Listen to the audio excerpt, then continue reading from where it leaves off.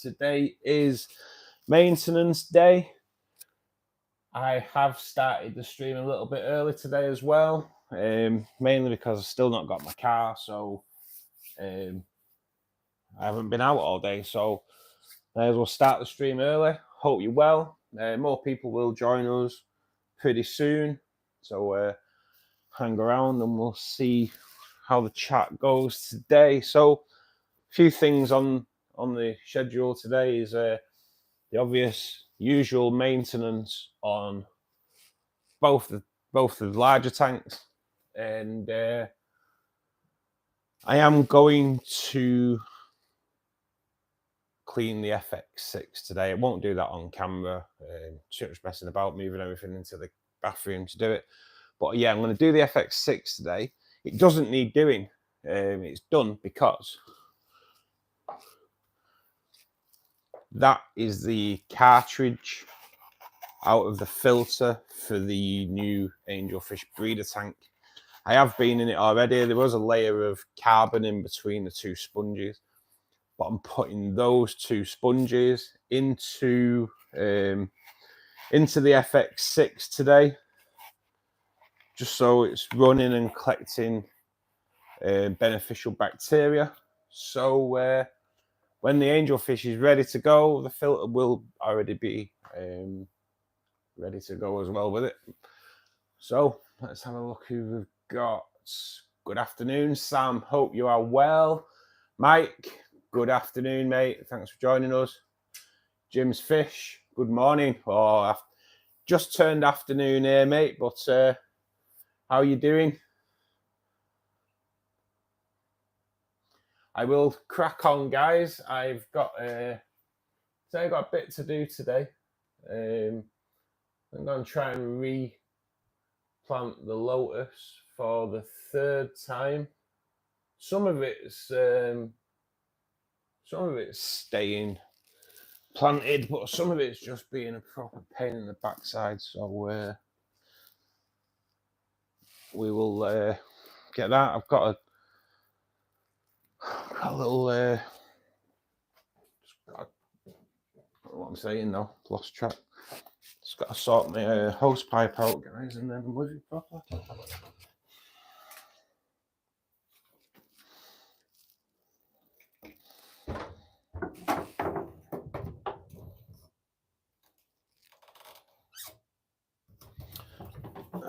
1 sec, I've got the wrong hose out.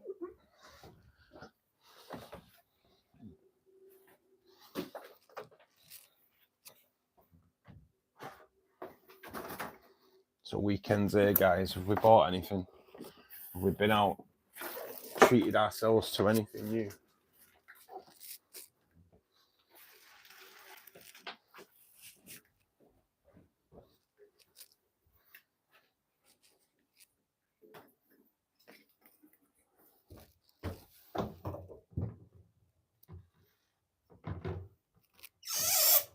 I've just bought a filter to go in on top of the one that I've already got for the angel tank. One of the filters actually built in on the angel tank, but it is only small, and with the plex going in there as well, I want another filter. So I've gone for the all pond solutions one, which is I've got an all pond solution once.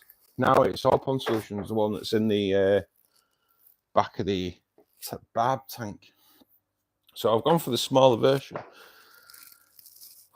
But when I come to do the angel tank, I'm just going to swap the filter media. So again, we'll have that filter will already be established as well.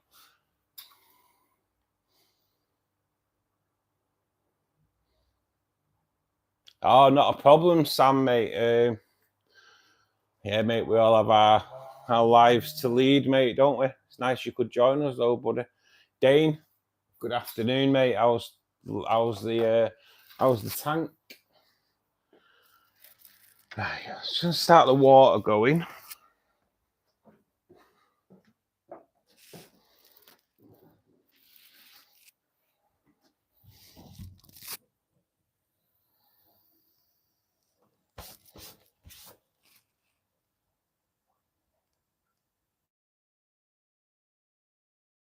rapid style today. I don't know where someone's just tried ringing me. What's that? Just no. Oh, we're still there, aren't we, guys? Yeah, thought I'd logged you off there. We are still there, aren't we? Yeah. Someone tried ringing me there. I don't know what the score was. No one ever rings my mobile, so it's always a little bit. No one ever rings me, so I don't know who the hell that was. Right. Yeah, we are underway. Right, so as usual, glass first. Lotus. Oh God, this lotus is like really doing my head in. Getting this one piece of lotus to stay is proving quite difficult. Since you can't plant it, wedging it is the way, but wedging it does prove to be a bit of a pain.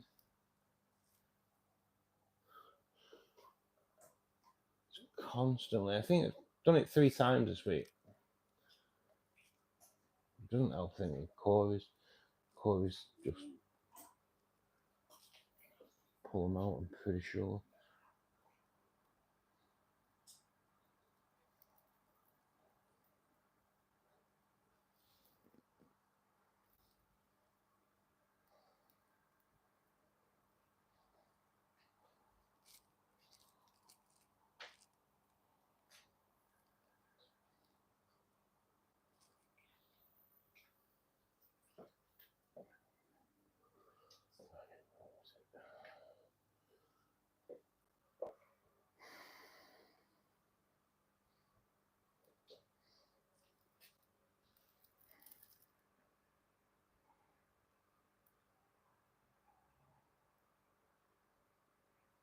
See, how would you plant a plant that you're not supposed to plant? Kind of don't get it.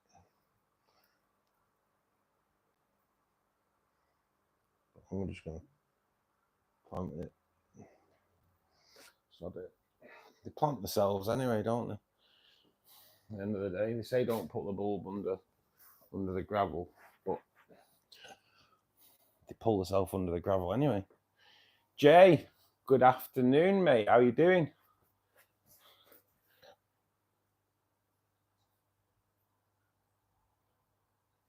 Three months, mate. I know it's crazy, isn't it? Is that how long I've been doing this live streams now? 3 months. And now they've grown, mate. I've got like 21 members now. 21 members. So like, yeah, it's channel's definitely growing, mate. Definitely growing. 3 months, we get like loads of heads coming now, mate. It's really good.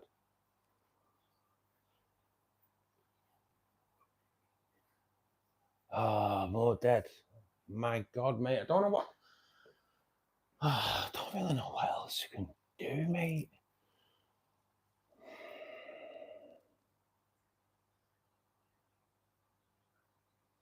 Oh, no more dead fish. Sorry, I read that wrong there. And then I read Sam going, oh, that's always good. I'm like, it's not. Yeah, I didn't read that right. Good afternoon, Ian. Thank you for joining us. Hope you're having a good day. So yeah, I've got a bit of trimming to do today on the lotus as well. I'm gonna try and we are going to just get rid of some of those bigger leaves because they're a blooming pain. They look awesome, obviously, but they kind of block the light off the ones underneath. So unfortunately, these have to come out today. Not always the easiest thing to do because other lilies get in the way. But yeah, I've got quite a few of these to remove today. As near to the bulb as possible, as always. Try not to remove any others at the same time.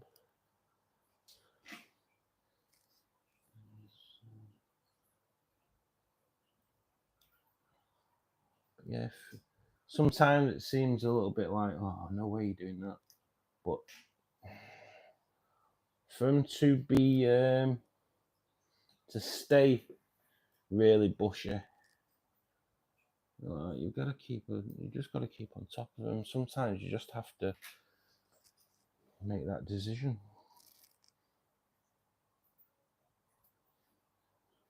Cut away so it'll grow back stronger.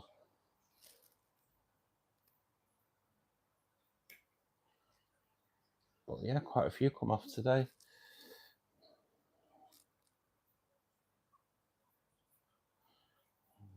So much better when you can actually see what you're doing. There we go. So we'll leave it at that today.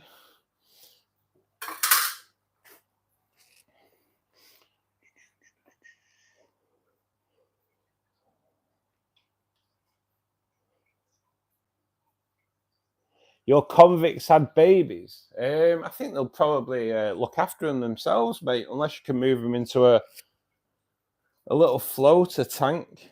But I'm pretty sure your convicts will look after them. But yeah, mate. Otherwise, get a floating tank and get them in there. Keep them safe. Feed them like a liquefy at the moment, or if you've got bee pollen, kind of put some of that in some water so it dissolves. Feed them that.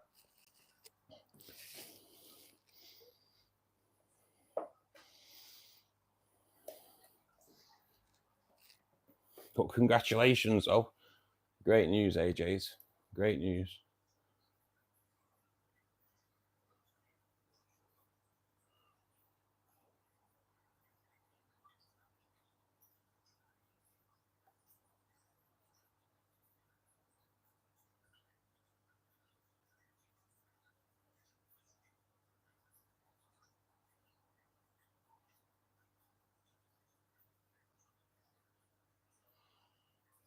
They're in. Cheers, Dane. We get them, don't we?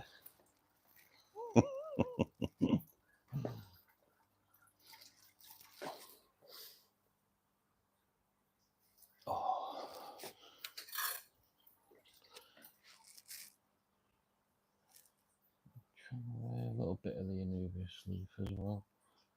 Some of the tattier leaves can come out. I need to just turn the light down on this tank a little bit.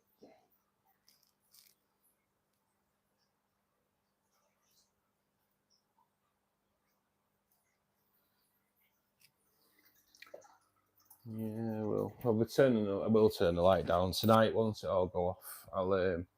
I'll turn the intensity down on this tank now because the Anubias is suffering a little bit for it now, so it's getting a little bit of spot algae. Nothing major to worry about, but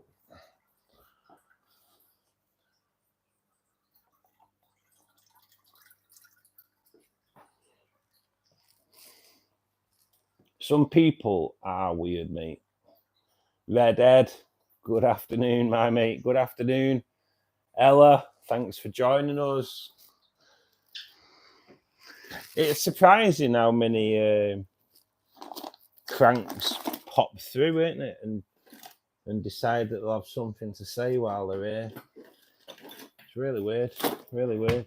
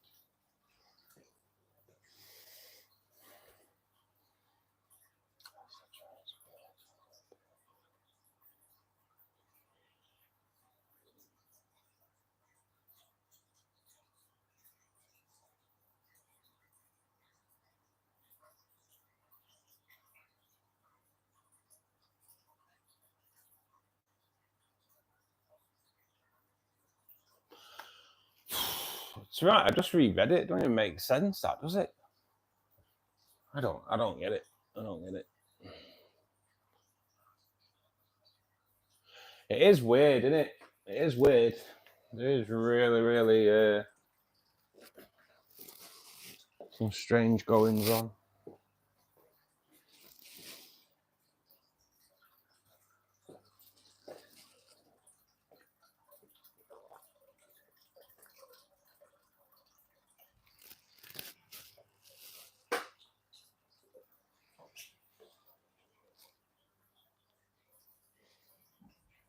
Water's out. Let's have a quick do these.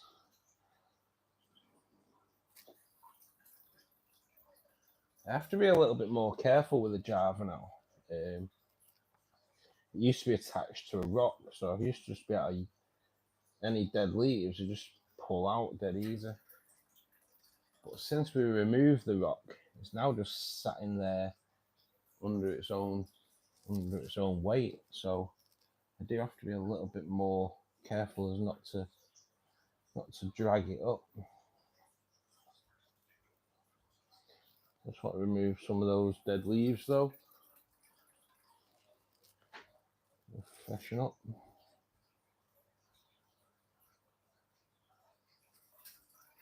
Happy days. So it's still pretty cold around here at the moment. So start the water going back in, but again, it'll just be really, really slowly. It's pretty cold out there today in the UK. Pretty cold.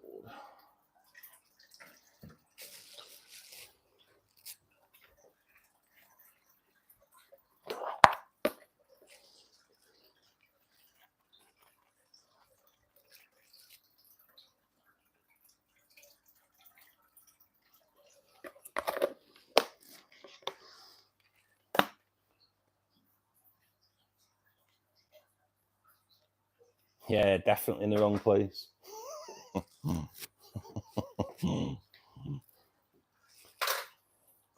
Sympathy sometimes a stretch, let alone help.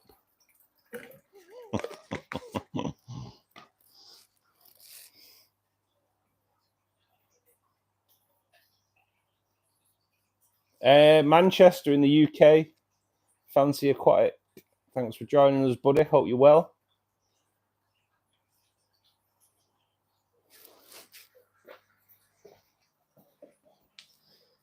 Tracy, good afternoon. How's your Saturday been up to now?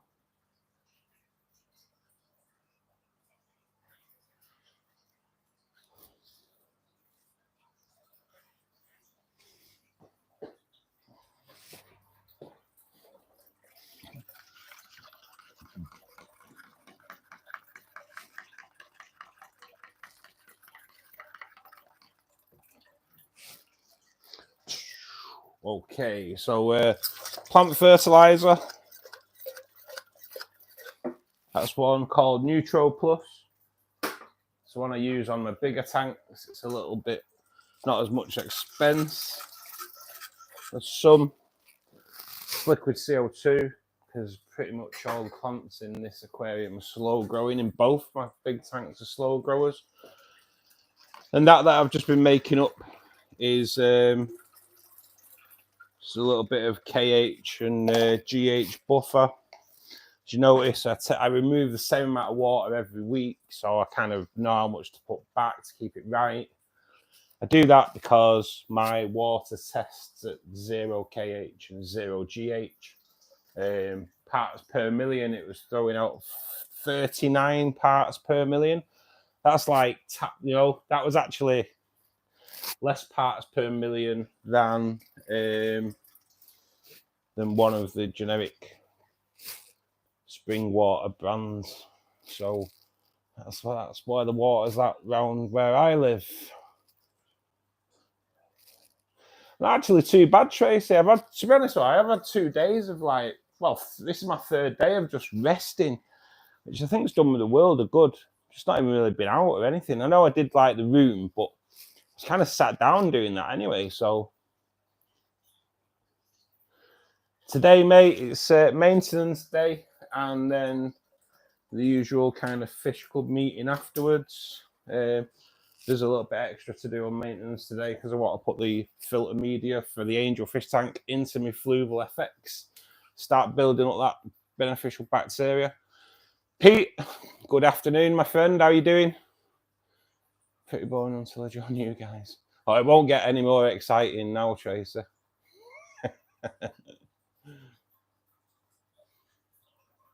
Fancy, you don't need to keep typing the same message, man.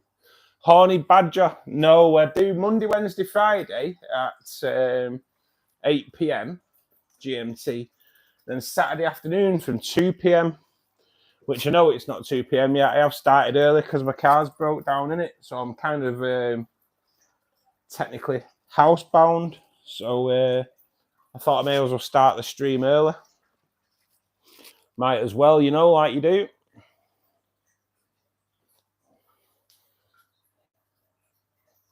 Yeah, I think I do need the rest, Tracy. Yeah, because my phone appointment's been cancelled. I don't know if I told you. For the 20th of February, phone appointment with the hospital got cancelled on Thursday, I think it was. Either Thursday or Friday they cancelled it. We'll get back to them with another one. So that'll be later, won't it? They're not going to cancel it and bring one forward, are they? Definitely not. Okay, so dechlorinator, probably a little bit too much in there today, but I don't think you can overdose with that stuff. Cold water going back in, straight from the tap. So it is done a little bit slower, just as not to shock the fish. But yeah, we're all good.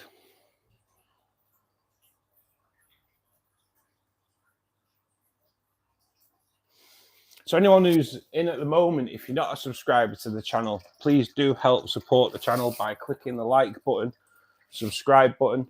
We do 4 live streams a week, and then I produce a video that comes out on Thursday afternoon. All aquarium based, all educational. Fishkeeper live streams are just a group of people that get together from all over the world, and we just chat away and help anybody that has any kind of aquarium issues that come in, and we help them out as much as possible. Getting a great collection of people, massive like hive of knowledge. So there's not many people that leave that we've not helped out in some way, and we've been going now for 3 months. So yeah, we are clocking them up. So please do subscribe to the channel, watch a few videos. There are memberships now available. Currently, the channel has 21 people on the monthly membership. They get early access to all my videos. They also get membership only videos, content that comes through, pictures that I take that go on there. And obviously that'll just keep increasing as well as time goes on. But all I ask is just click the like button and subscribe. It just helps the channel grow, helps the channel get noticed by the algorithm. That's the main thing. It's crazy, Tracy, isn't it? Crazy. Cancelled already. Unbelievable. I water change every week, Arnie. Rainbow fish tank gets 30 to 40% every week. That's just a rainbow fish thing.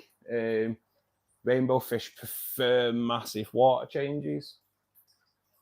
And then the angel fish tank, well, it's not an angel fish tank now, I keep calling it that, just because it's been an angel fish tank for the past 3 years. The barb tank gets 10%. roundabout. Yeah, weekly again. 10% on a CO2 tank, shrimp tank.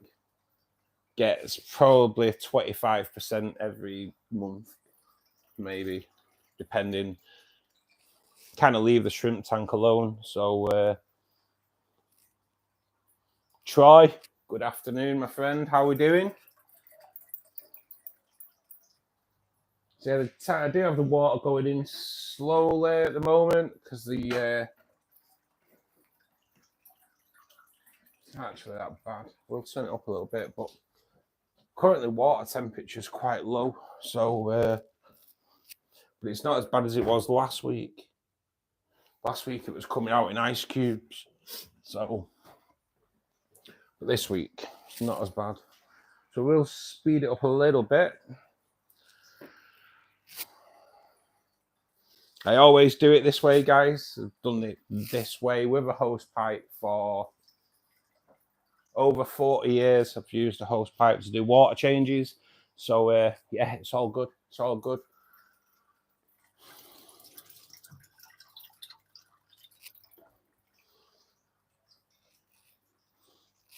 So whereabouts are we all from at the moment? We've got quite a few in at the moment. Like I say, if you aren't a subscriber, please do click the subscribe button and the like button before you move on, guys. It just helps grow the channel. My video that I've launched this week is a tinfoil barb care guide. I've recently purchased 6 tinfoils, and I think you'll be amazed because some of the feedback that I've got off it is quite surprising regarding certain things with the tinfoil barb. So yeah, it's worth going checking out. It's a great video, and yeah, there's definitely some shocks regarding the fish themselves.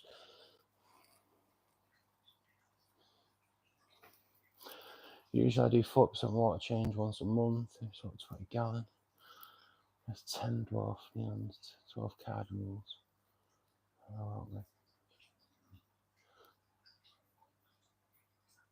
Yeah, you just have to watch where you cherry shrimp, mate, with your water change, because they're the ones that kind of don't like water changes. But yeah, mate, to be honest, if it works for you, buddy, it works for you, doesn't it? You're doing like 10% weekly, technically, aren't you? But yeah, mate, if that works for you, do that. I'll only ever say, like on my channel, it is educational, and when I'm doing things like the water changes and every area is different for a start. You know, who has water where it comes out with 39 parts per million? That's like, we have a guy that comes in that buys RO water, and the RO water that he buys has more ppm than my tap water. So you can't tell people how to do things. You can just show people how you do things, and that's kind of what my channel is. It's how I do things. People go 40% water change, don't need to do that. Rainbow fish love massive water changes. I've done them on this tank for such time now that, you know, it works. It keeps the ppm down. It keeps the nitrates down. I kind of like to overstock my tanks anyway, so it's always good to keep that water level good and keep them water changes going. Some people don't do any water changes, but I don't know. I prefer to do it. So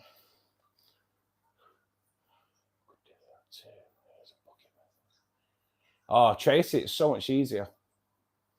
Just a little little adapter that you from Amazon that you just put onto your tap, and yeah, it works both ways. It's like the Python. Originally, it is an original Python, really. It's just a hose pipe onto your tap.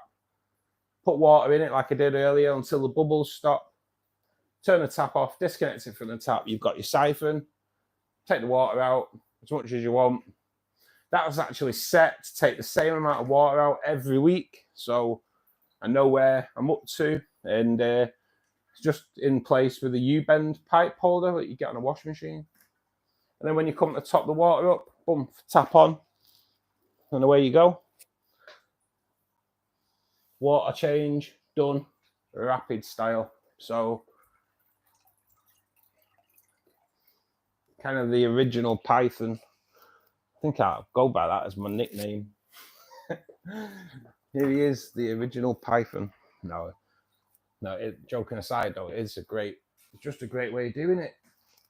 I know a lady who's got an 8-foot tank, and she used to do it buckets, and she saw the first stream and she was like, I need to do that.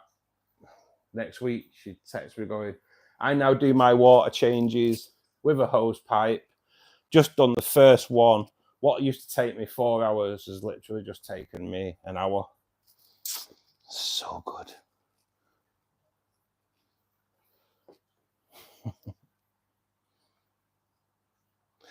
I will, Tracy. Yeah, I'll send the links through to you, mate, because it's great. They are adjustable, so you can put them on your tap and screw them down. Just gotta make sure you get the right one, like. But yeah, the one I got is really good. Fits on my bath tap perfectly, so it works out well because the bath's slightly lower than the tank anyway. So that will be an issue with the cardinal tank. The cardinal tank I will have to do the siphon with a bucket, but like replacing the water can be done with the hose, can't it? But yeah, removing the water will be a bucket job. What the hell? What about that?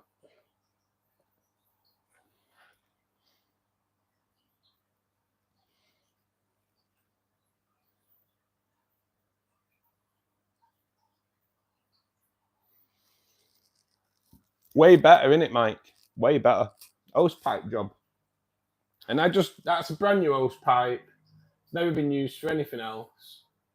And I use it on both tanks. I have another hose pipe that I use for hot water. Which sounds a bit daft, but I used it like this week to clean that barrel out. So it's not one that I use for the tank. But yeah, that's just solely for water in, water out on the tanks. So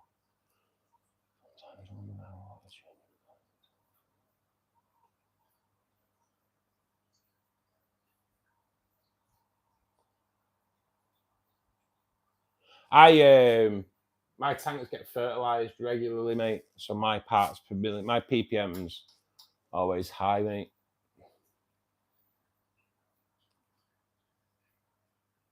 It'll be well easier for you, Tracy. If you're a little midget, then sorry, if you're only short, oh mate, it'll be well easier for you.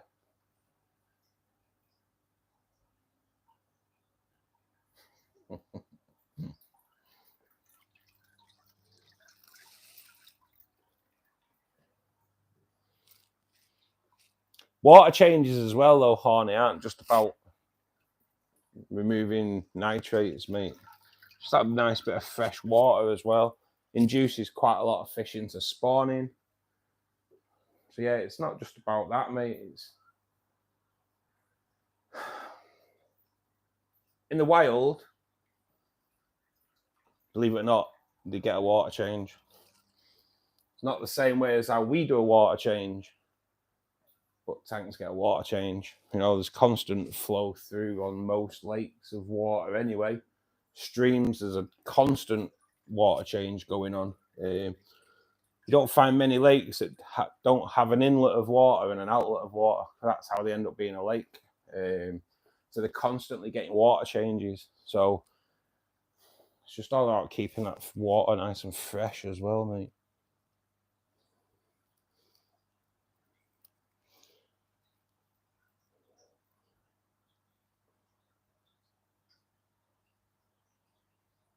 I know you've said this before, actually, Mike, can't you, with a submersible pump? That is a great way of getting out.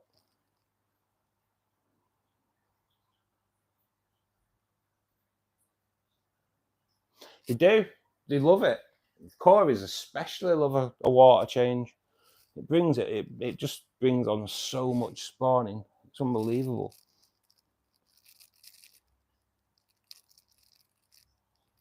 Oh, I can imagine, mate, 3,000 litres an hour.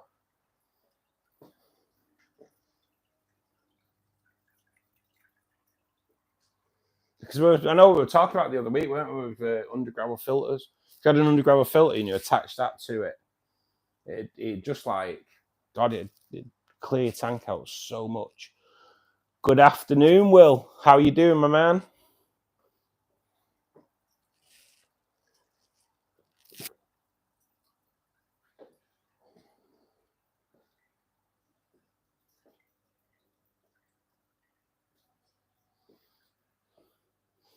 So the next one is a little bit longer. Like I say, I've got to do the FX, so it'll be a clean of the FX.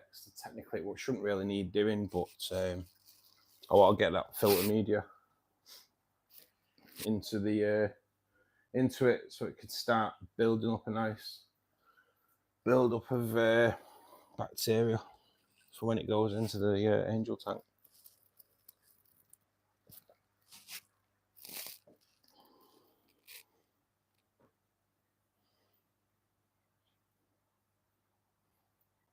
No problem, Will. No problem, mate. We'll all have our lives to lead, don't we? Wish my mechanic could think like that. I've got my car ready.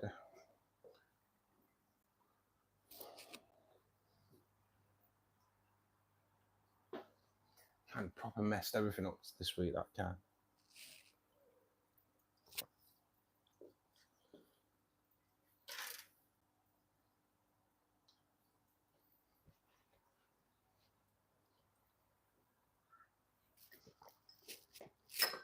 Tank runs at 78, and the temperature is now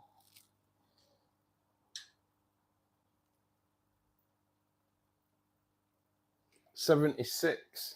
So dropped it 2 degrees. Cold water change.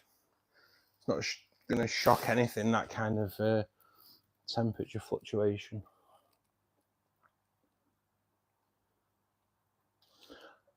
Well, alternator. So I kind of take it's classed as an electric fault. I think so, mate. Yeah. Don't really know much about cars, but we take it's the alternator. Just shouldn't have really took a week to do. If I'd have known they were going to mess about and not do it straight away, I'd have took it somewhere else.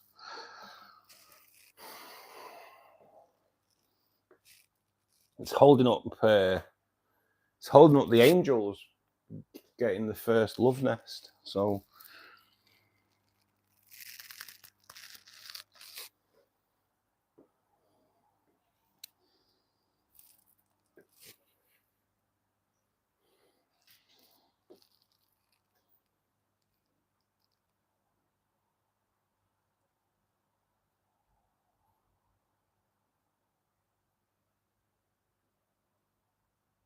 I know, Pete. The thing is, so the garage I normally take it to, he was he just like, I don't know what his beef was, but I went in and he was like, I won't be able to do it today, won't be able to do it tomorrow. Got this to do, my needs are greater than yours. That's what he said. I was like, your needs are greater than mine. Not really something you say to a customer, whether you think it or not. So I just kind of thought, sod you, I'll go elsewhere. So I'll go to the garage what the company I work for use. And they were like, yeah, no worries, we'll collect it. And he kind of like said, not a problem, mate, I'll sort it out for you Tuesday, Wednesday. So I thought, nice, sort it out for us Tuesday, Wednesday. Cool. I'll have my car back for Thursday, 2 days off, empty the room, get everything sorted. When it came to Wednesday afternoon and they still hadn't collected it, it was like, I went in and was like, you've not collected it? It was like, oh yeah, we're going to collect it today. I was kind of told we'd have it back today. Oh, we are busy. So I was like, oh, why didn't you tell me that? Why didn't you tell me that Monday? I could have got someone else to do it. So yeah, I've been kind of messed about a bit, mate, really.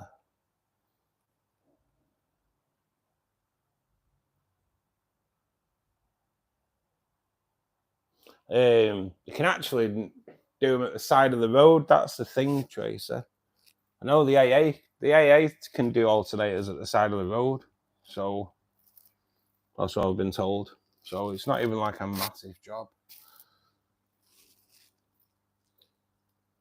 But you kind of learn, don't you? You learn with mechanics. You think, right, next time, go somewhere else.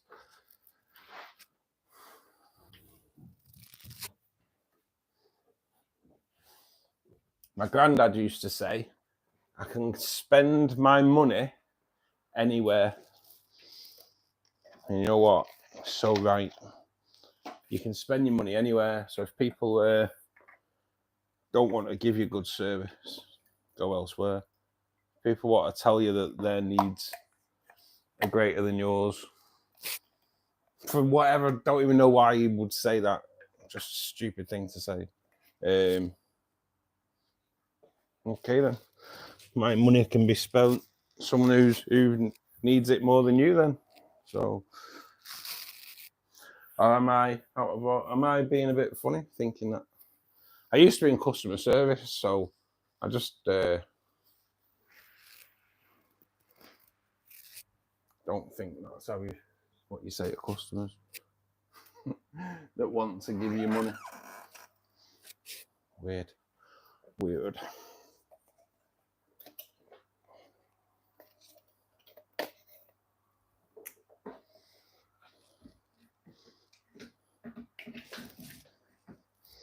Okay, guys, I'm going to turn you around. Rainbow tank's done.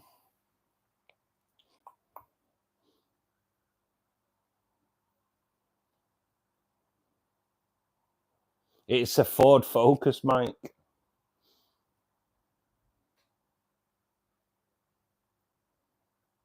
Thing is, Tracy, it's like MOTs and things like that, you know. I always have a service done and an MOT. So yeah, I'm probably not like the world's best mechanic customer, but like the garage down the road, I've been going there for years. All right, the guy who I used to see died this last year, but the other guy knows that I go in there, so it's, I don't know, just weird, isn't it? To me, just, I don't know. You try and keep customers, not lose them, don't you? So yeah, strange one. For anyone that isn't at the moment, if you're not a subscriber, please do help support the channel by pressing the subscribe button, pressing the like button. It just helps expand the channel so much. We do 4 live streams a week, Monday, Wednesday, Friday, 8 PM GMT. And we do the Saturday afternoon stream that usually starts around about 2 PM. I also launch a video every Thursday afternoon at 3:15. This week's video is a care guide on the tinfoil barb. That is the tank you're looking at now. The barb tank, there is 6 tinfoil barbs in there. Only young. They're quite a surprising fish, so it's worth watching the care guide to find out why. But yeah, there's quite a few surprises regarding tinfoil barbs. I'll move you a little bit closer.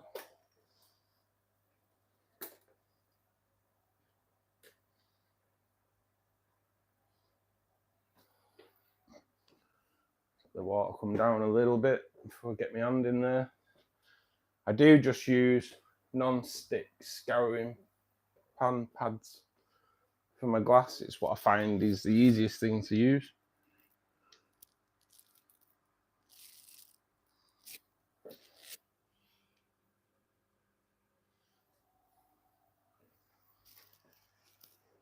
This tank, to be honest, kind of looks after itself. They both do, really. Regular maintenance just cuts down the amount of work that you have to do.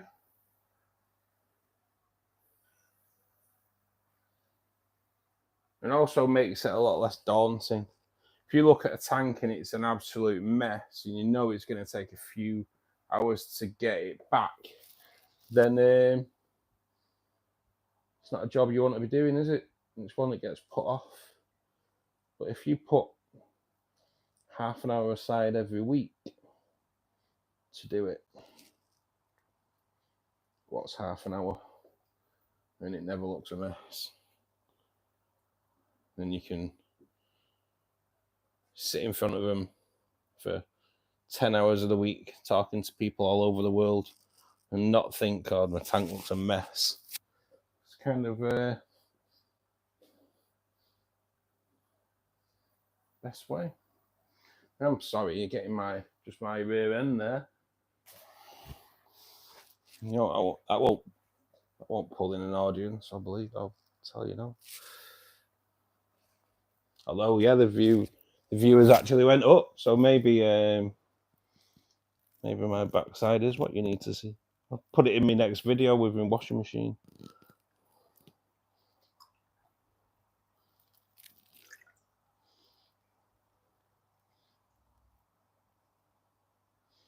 But yeah, that's kind of all this tank ever needs.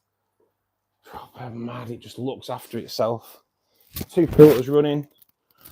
There's an All Pond Solutions filter there at the back. I have ordered another one today. So it's going to go in the Angel tank, run alongside the filter that's already like going to be running in it. That has, I think it's got 4 sections of foam. So when I get the new filter, I'm just going to swap the foam out. So that one will get the new filter foam. The one going in the Angel tank will get the foam out of that. Totally, both filters recycled by the time we get onto that. So all good, all good.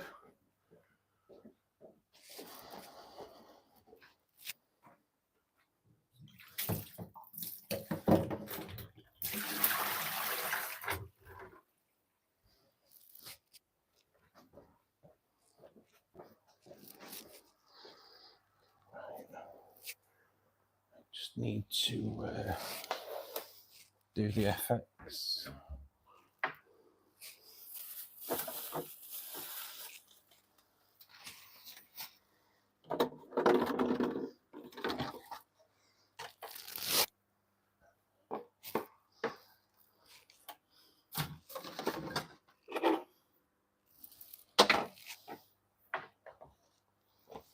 But I don't like disconnecting all my filters and that. It's not the part of the hobby that I enjoy. Okie doke. So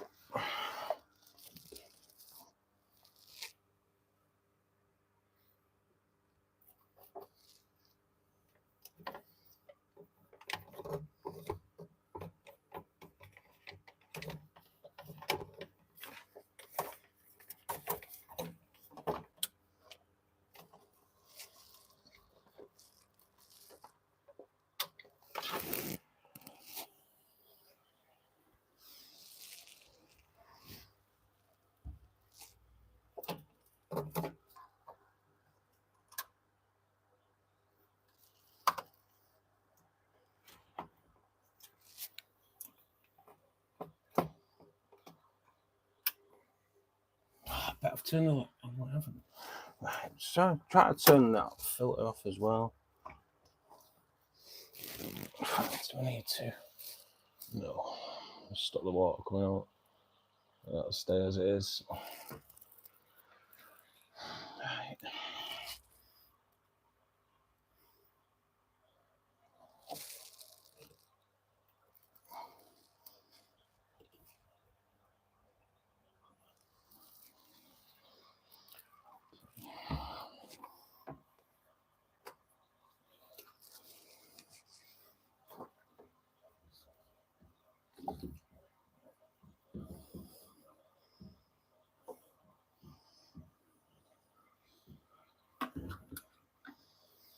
Right, that's one off.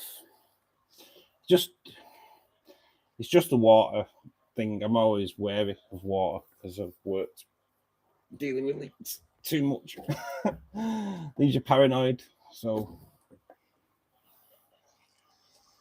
but yes, we are off. Totally disconnected now, so that's good.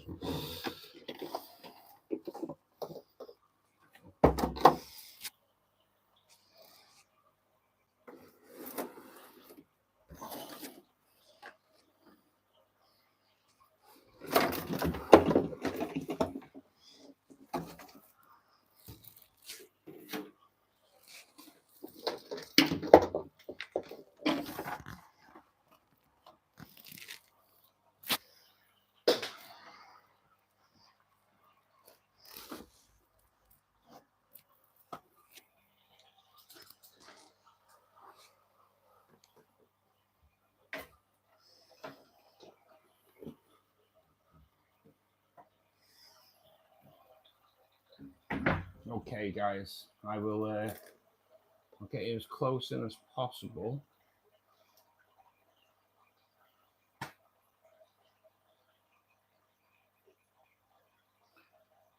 And I will be back with you as soon as.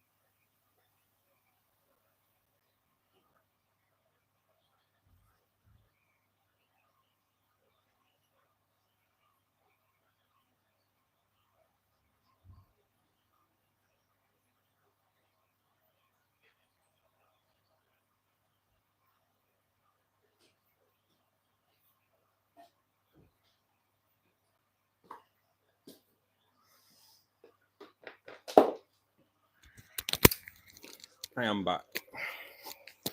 That, I'll be honest, was pretty dirty. And it was only done 4 weeks ago, and it is like over filtered. So it kind of makes me wonder whether those two gold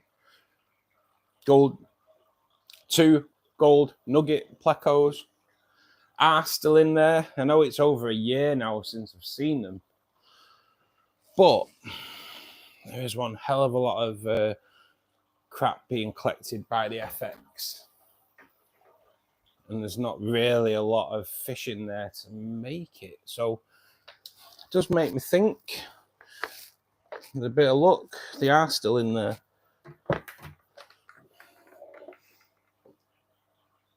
We'll see.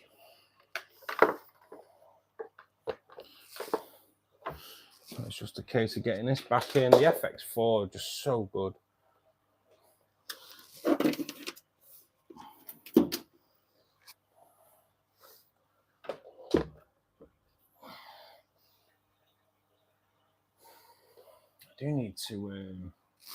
I need to label all my pipes and my plugs and everything though. I'm a bit of a nightmare for it, because I can't remember which one's which. So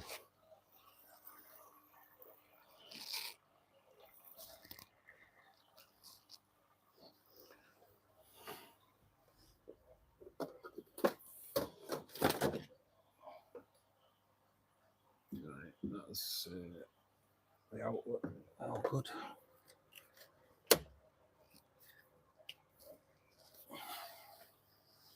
That's the in.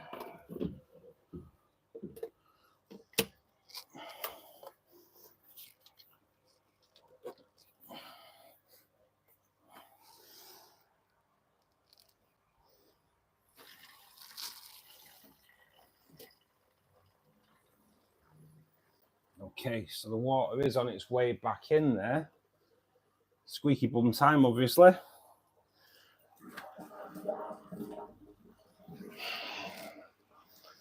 Is the part that I really do hate, obvious reasons. You're going to get a leak now. You're going to get a leak. This is the time. So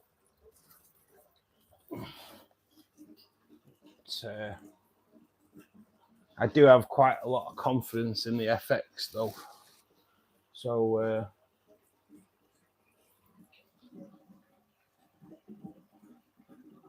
once it's filled up, they do self-prime the FX range. I was actually warned about it when I bought the filter by the people I bought it off. They was like, look, this filter will stop working after a minute. So be prepared for it, because that's what they do. And, yeah, I think they were getting inundated with people ringing up saying that they're not working. But I have to admit, it is a little bit of a worry when you plug it in, going off all your other filters, you know. You plug it in and it works for a minute and then goes off for 5 minutes. I've got to admit, it does kind of, it is a little bit worrying. As you can see there, it's proper clouding up, as they always do. But that'll soon clear.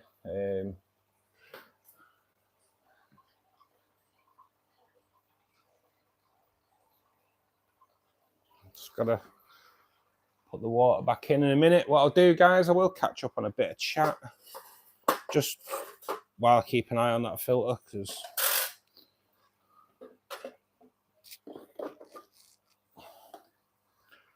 I'll just grab a drink and then we'll look at the chat.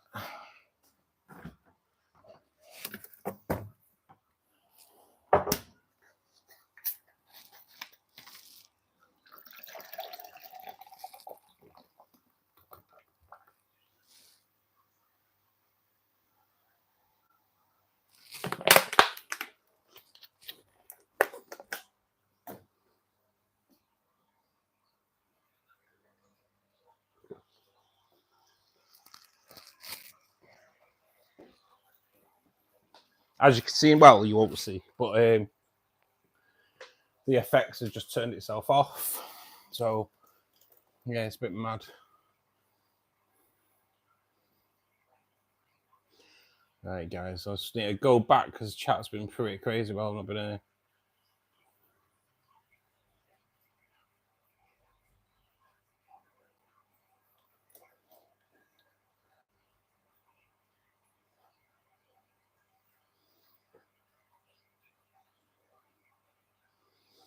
Yeah, Mike, he was right, mate. Take your money anywhere. That's how far behind I'm on the chat.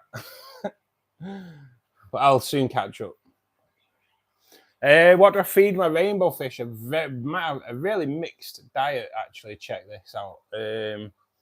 My video that comes out on Thursday, actually, is the ultimate feeding guide to feeding rainbow fish and tropical fish, really. But mixed diet, mate. So much good quality flake, good quality pellet, live foods. I do my own baby brine shrimp, frozen foods, brine shrimp, daphnia, glassworm. Once the fish room's up and running, I'm going to look at doing my own daphnia as well. So that should be quite interesting.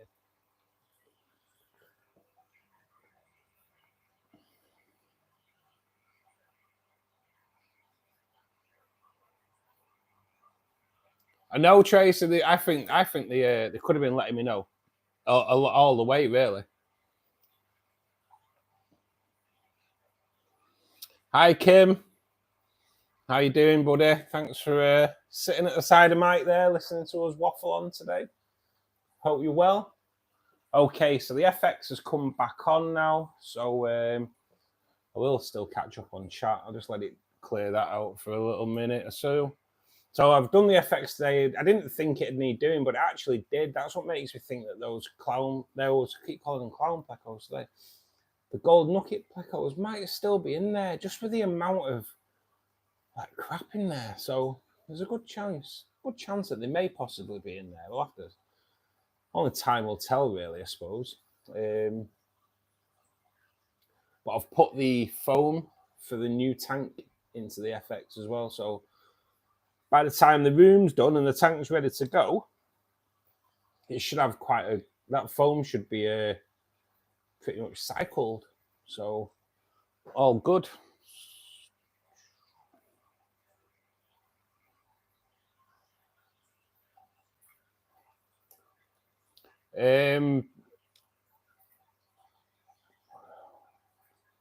Do the fish watch us back? I reckon they do. I'm pretty sure I heard one say they'd got a new owner from the shop today. And one of them's definitely said, yeah, you'll do all right here. The food's pretty good. But he gets you up early.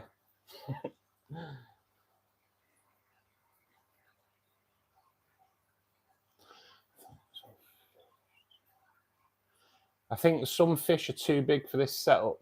What fish are too big? What now? What fish are in that 300-litre aquarium? Which fish are too big for it, buddy?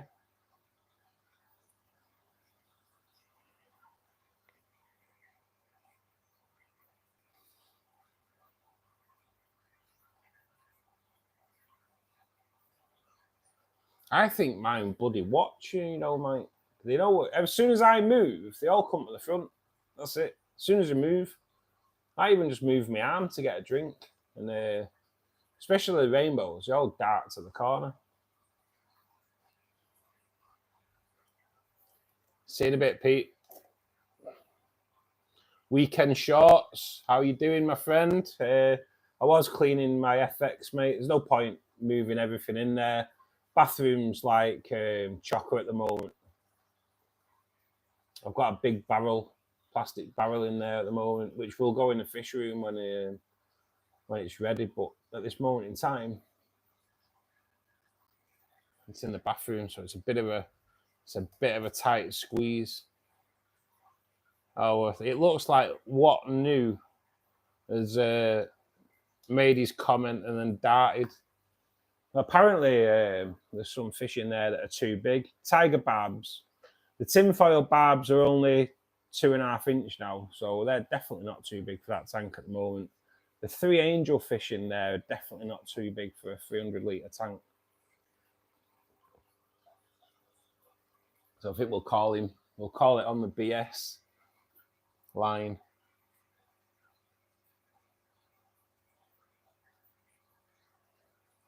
The big angel, you mean? Looks like it's been dipped in hot sauce.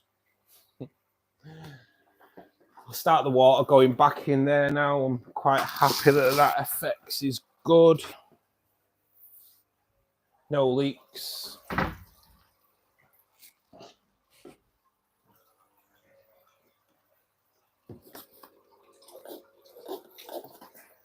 Dechlorinator.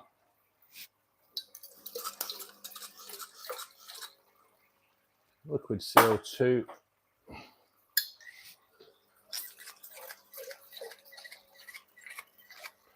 Plant fertilizer.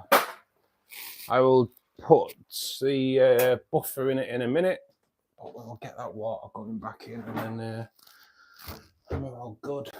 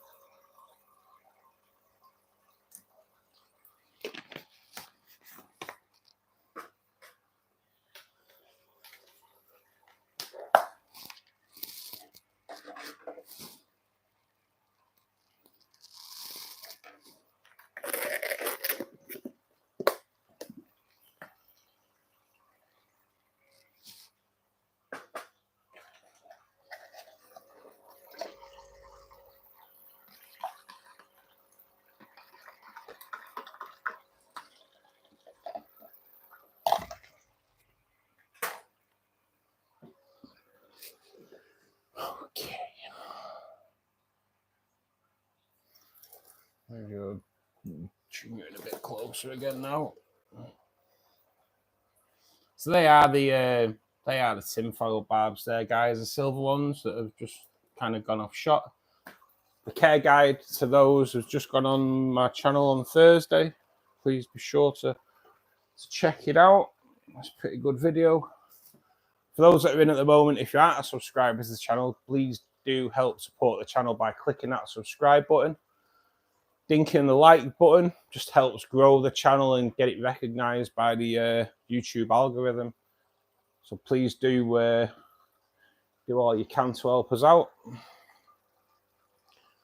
The Fishkeeper Club live streams are 4 days a week. They're just a collection of people from all over the world that get together, have a knowledge on tropical fish hobby, and we help people out that pop in and ask us questions. I don't think many have left that we've not been able to help. I know we've had a couple that we've looked into like off stream, and people have actually come back and we've had an answer for them then, so that's good. But yeah, if you have a knowledge of tropical fish, please do be sure to click the subscribe button, because it's your knowledge we're looking for. Your knowledge has to be right, though. I say that we have had some people in recently that think they are absolutely amazing, but the techniques to tell people were kind of a little bit wrong. So yeah, we like people that come in that actually do know what they're on about and not think that they know what they're on about, if that makes any sense. We don't want misinformation on there. We don't want any of the old fake news, for sure.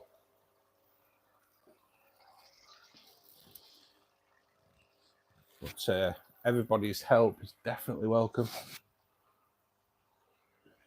Live streams are Monday, Wednesday, Friday, 8 p.m. GMT. And then they do the Saturday afternoon one that tends to start around 2 p.m. We did start early today, but we started late last week, so I owed you guys half an hour anyway. So But we are all good. We are all good. There's been a little bit more work to do, like I say, with putting the filter media into that filter anyway, to get that all ready to go.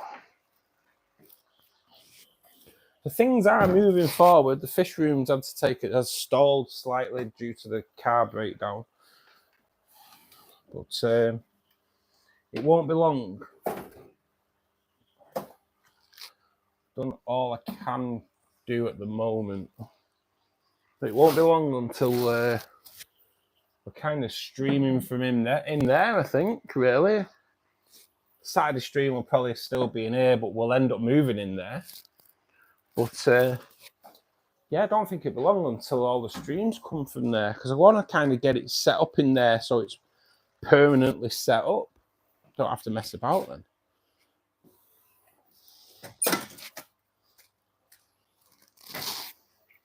So yeah, things are going well. Things are going well.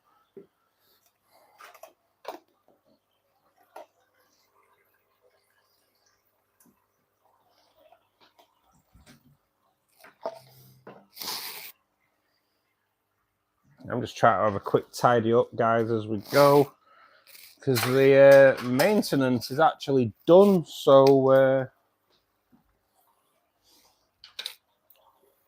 I can tidy up now. It saves me doing it later.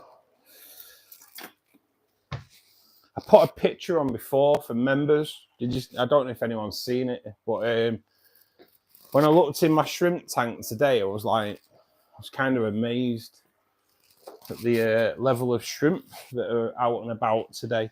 Quite incredible. So yeah, just photograph it, put it on there for members.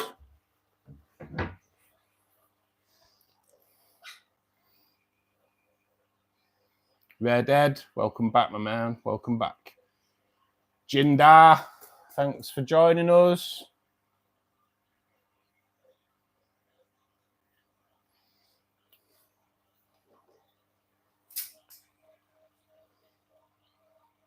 Water do put in a little bit slower in the winter just because it's the water temperature is so cold.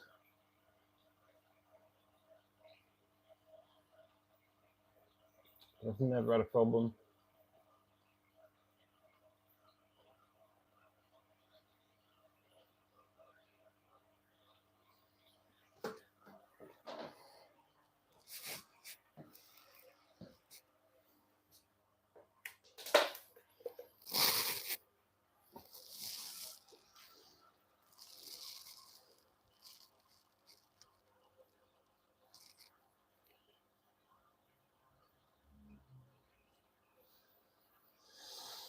They do, Red Edge, yeah.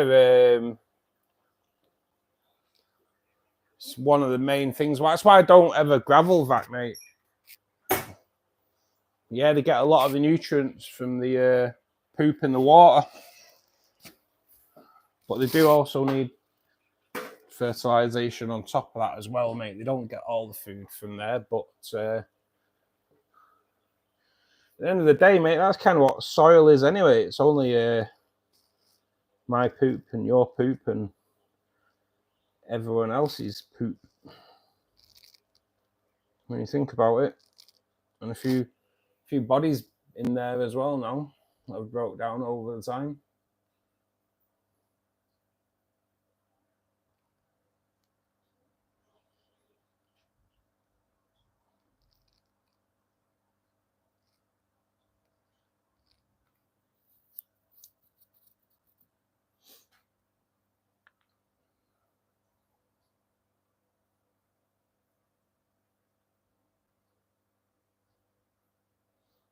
Kind of got tomorrow like completely off now.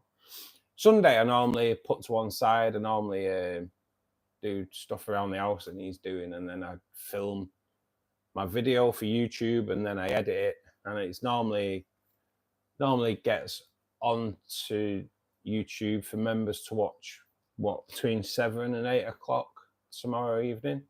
I've started editing it. Got quite a bit of the editing done this morning, but I will carry on that later on. So for all the members that are in, there should be a video available for you to watch either later on tonight or early tomorrow morning. I'm not quite sure when you get it. Because it upscales it to 4K. You upload it and then it upscales it. I'm not sure if it comes available to you once it's been uploaded to 4K. I'm not 100% sure, guys. But yeah, there should be a video for you later on, without a doubt.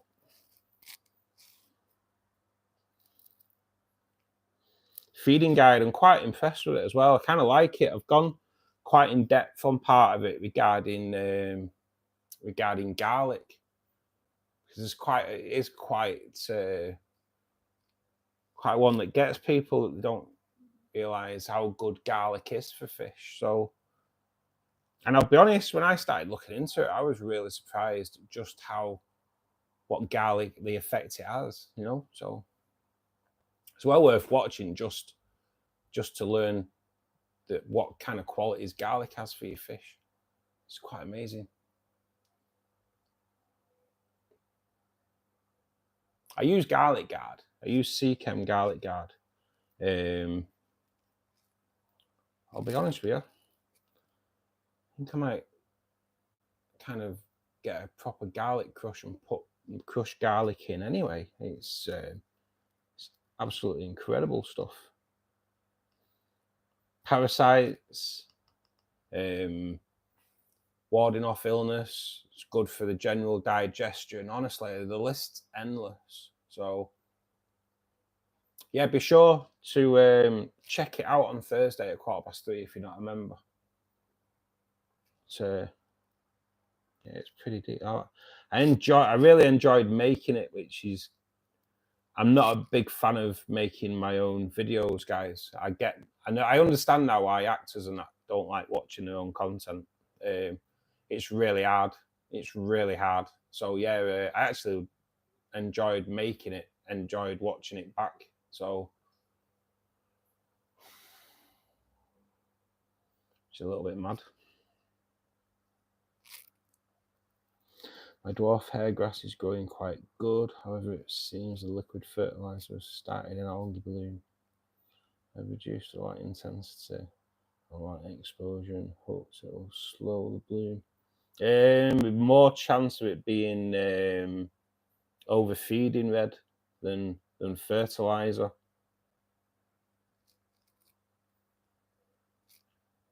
I'll go into overfeeding we got on that video as well, and I explain how snails are a great way of showing if you're overfeeding or not. A great way so you can regulate your feeding. Snails are an awesome way of showing you if you're overfeeding or not. So it is well worth checking out on Thursday, guys. It is.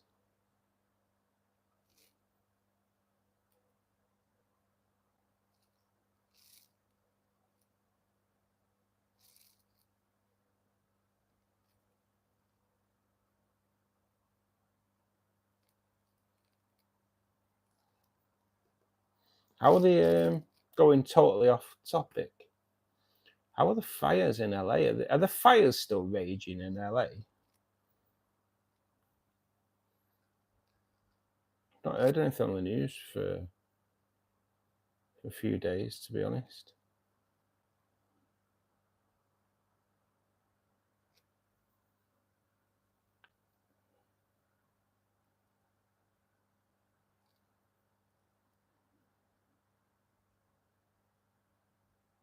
You know what, Red?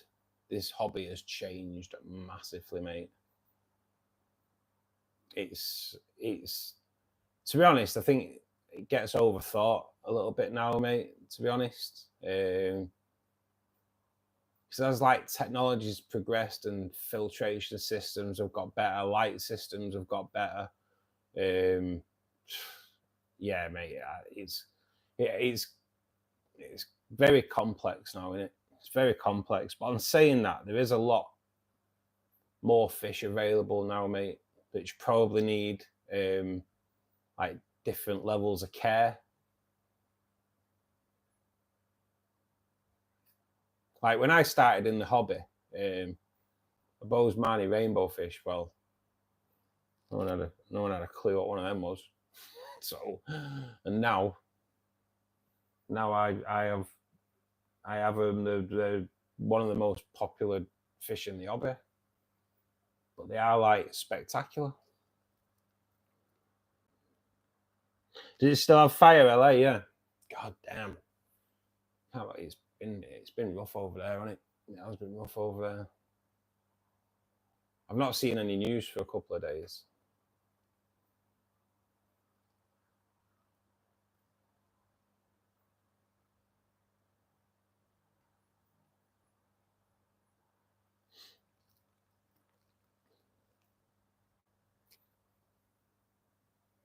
I'm kind of watching chat on the laptop, guys. I'm here. My hand is there. Just it says we're crouching down in my old man legs. So I am sat at the side of the camera at the moment, just watching the chat. Doesn't seem to be slowing down from what I've heard. A few things. Yeah, mate. It's crazy just how wild that's got, hasn't it? Because I don't believe it's really that hot either. Very very suspicious.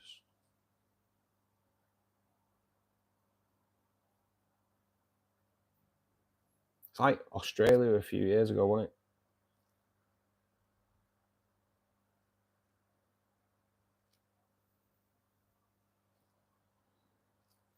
I would never have noticed, Red.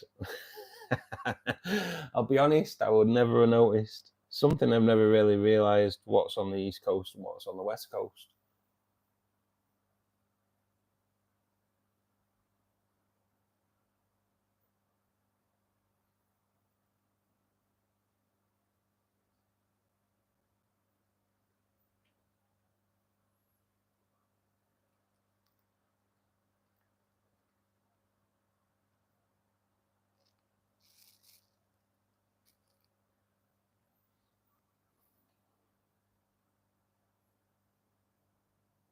God, it's going to be mad having a fish room. It's going to be mad.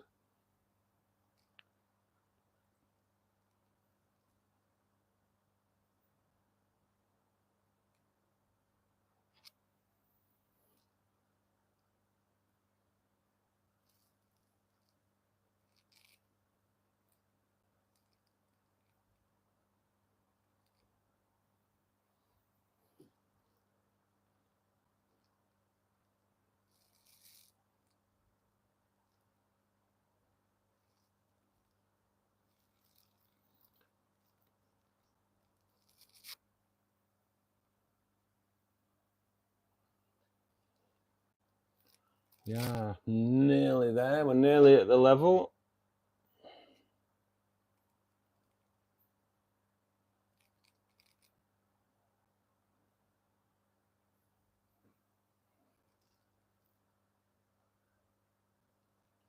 We have just broke the 2,600 subscriber level, guys. So thank you very much, because when we came on stream today, they were on 2,580. So thank you so much. That's like 21 new subscribers today, guys. So give yourselves a pat on the back there. Really appreciate the support. Just helps the channel grow with the subscribers and the like button. So yeah, I really do appreciate it, guys. Nearly there. Nearly there. And I can put this old knackered body into a chair.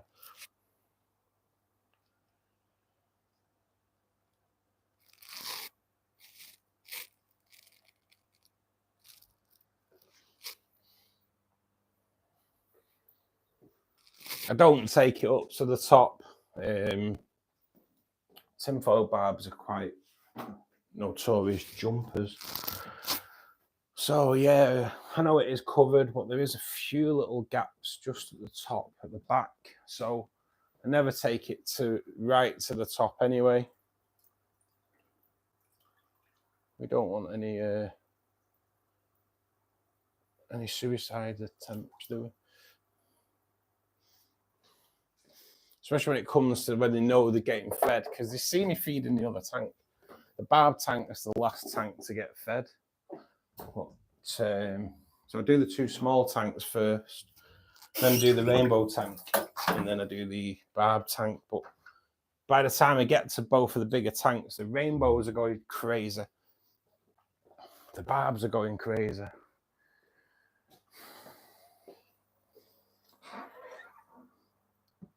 So I never really fill it to the top just in case. Okay, so put you there for a second. Get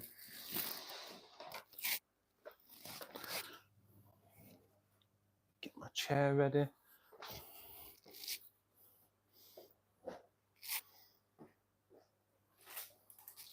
I've got no peach tea today because I've not been able to go shopping. I've kind of been enjoying that on the on a Saturday afternoon as well. That peach tea has been pretty good.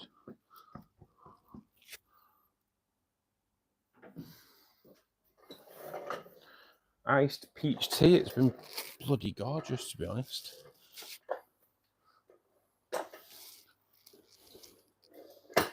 Kind of car breaking down has kind of made a right mess of everything.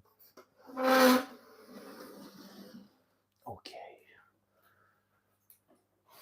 Let's get you guys here. Let's have a look where we're at.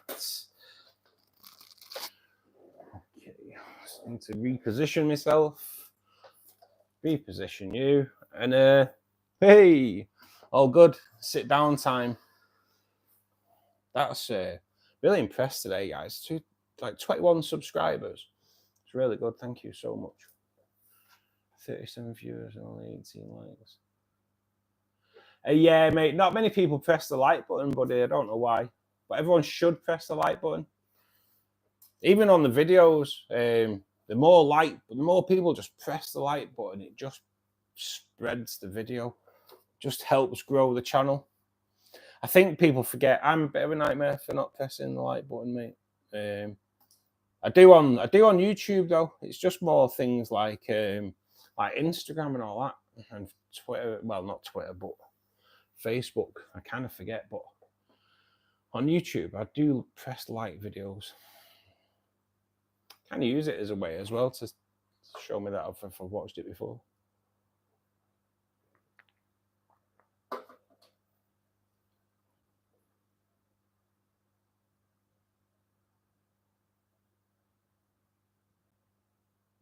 Cheers, Red. It gets demoralizing, buddy. It does.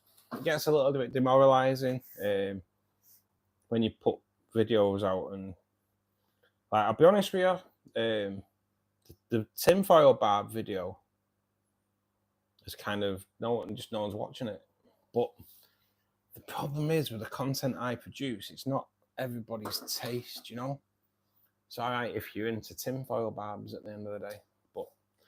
Yeah, it is hard, mate. It is hard. It gets a little bit hard sometimes. It gets a bit demoralizing. I have some koi down at my mum's house, Fishman. I have a koi pond down there. It's only like 750 litres. But yeah, there is 4 koi in there. And God, tench that's got to be 35 years old, easily. One healthy tench as well. It's down at my mum's house, mate. So it's not something I'll never do my channel from down there, mate. You have to be really careful at the moment around where I live, mate, about putting your pond on the internet, because people rob your fish. So you have to be really careful. Crazy. Someone on Facebook only in the past couple of months, and it was round here as well, around where I live. Some lads had gone into a guy's pond at night with a big net, and they netted his pond, everything. 40 koi, all like big koi as well. I'm just freshwater, mate. Rainbow fish at the moment, angel fish. numerous different cories, barbs, Neocaridina shrimp tank, and a fish room that's growing. Yeah, red. It's popular, mate. Popular. Thing is, some of them koi are worth like 750 quid, £1,000 when they're in your pond at night. Anyone can come in and take them away.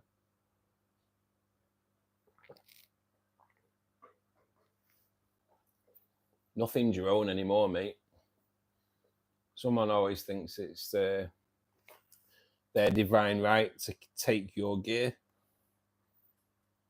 And unfortunately, you can't insure fish. So it's uninsured loss when they get nicked as well.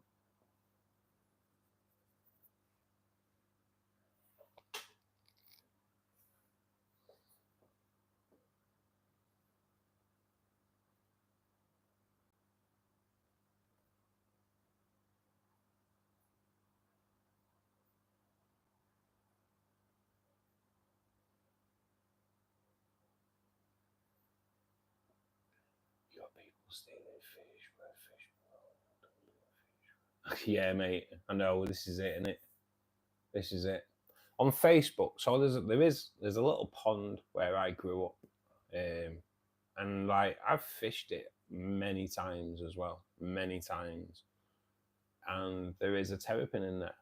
There is a terrapin in there. There was a terrapin in there 10 years ago. There's a good possibility it may have passed away now. I'm not sure. I think I know whose that terrapin is. And that was my mate from school. The waterways in the UK, waterways meaning canal systems, are teeming with terrapins because people dump them and they've bred. They have actually managed to survive in our waterways. So there is terrapins all over the place. So on Facebook, on the spotted page for that area, someone put on an aerial picture of this little pond, asking if there's still fish in there. So I was like, I've not fished it for years. Is that terrapin still in there? And everyone's like taking the mick. There's no terrapin in there. And I'm like, there is. Oh, there is. There's a £5. It weighed £5 in weight. When I didn't pull it out, there was a guy at the side and pulled it out, and it weighed £5. It was like pulling a boulder along the bottom. So yeah, there's definitely is terrapins in our waterways in the UK. It's pretty mad how things just get dumped though. No responsibility there regarding like anything else. But I think I know who dumped it. That one in there especially. You'd get a gar if you had a tank big enough. Yeah, mate. I'd like an arowana, red. I would.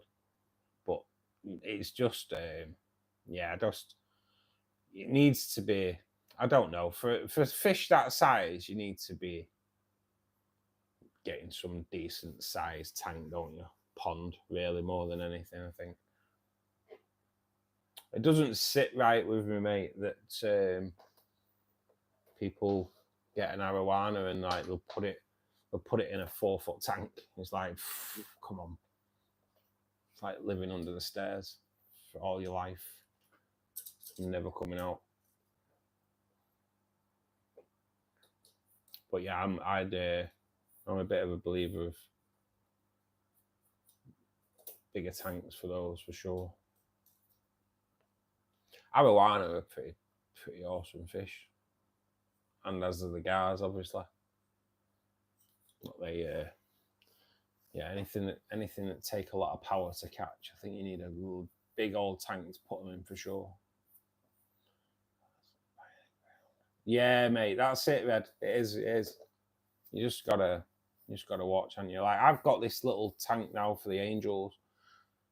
It's not going to be a permanent place for the angels. I just want to give them an opportunity to spawn and do it, you know. And they spawn all the time in this tank behind me, but they just get out. So it would just be nice to put them in that tank.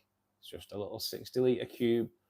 They rarely move out of that bit anyway, so they only pretty much inhabit 60 litre of the tank anyway. So just them 2 and 2 breeding plex, that's all that's going to be in there. Over filtered.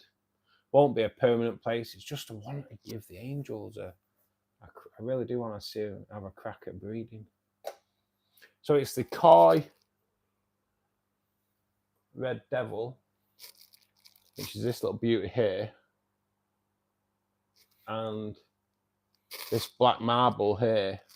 So that's the female, that's the male, and they breed constantly. They were spawning a few weeks ago on the stream, which was quite nice to televise.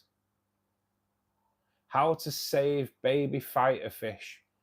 BB, it's tricky, mate. So the first time they ever take air from the top, it needs to be warm. If it's not warm, the swim bladder won't develop, mate, and they'll just sit on the bottom. That's the main thing I know about with fighters, buddy. And then small foods, infusoria, liquefy, bee pollen that's been dissolved in water for the first 5-7 days, and then up to baby brine shrimp till when they're old enough to take that. But yeah, mate, I know with fighters, the first, with them being a chamber fish, the first breath of air needs to be warm, otherwise the swim bladder doesn't develop properly.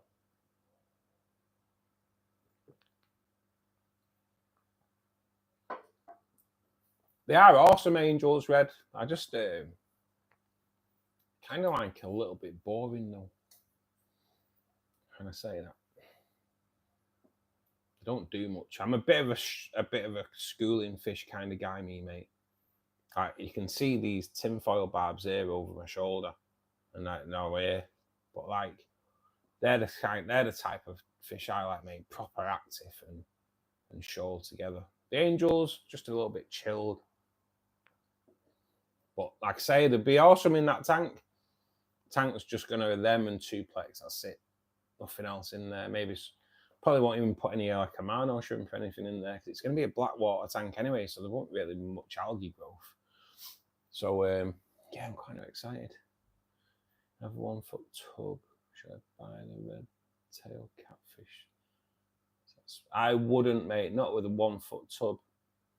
Red tailed sharks, you mean? They grow pretty big, mate. You want to be looking 3-4 foot minimum, really.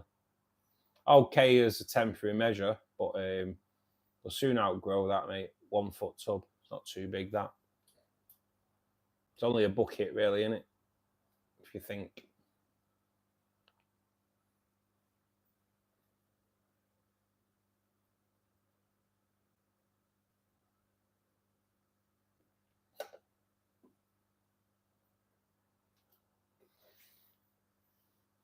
How many different species do you think I can fit in a 10-gallon community?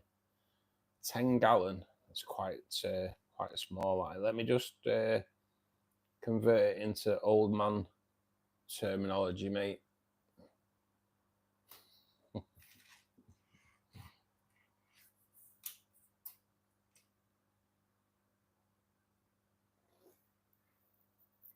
$37 litre.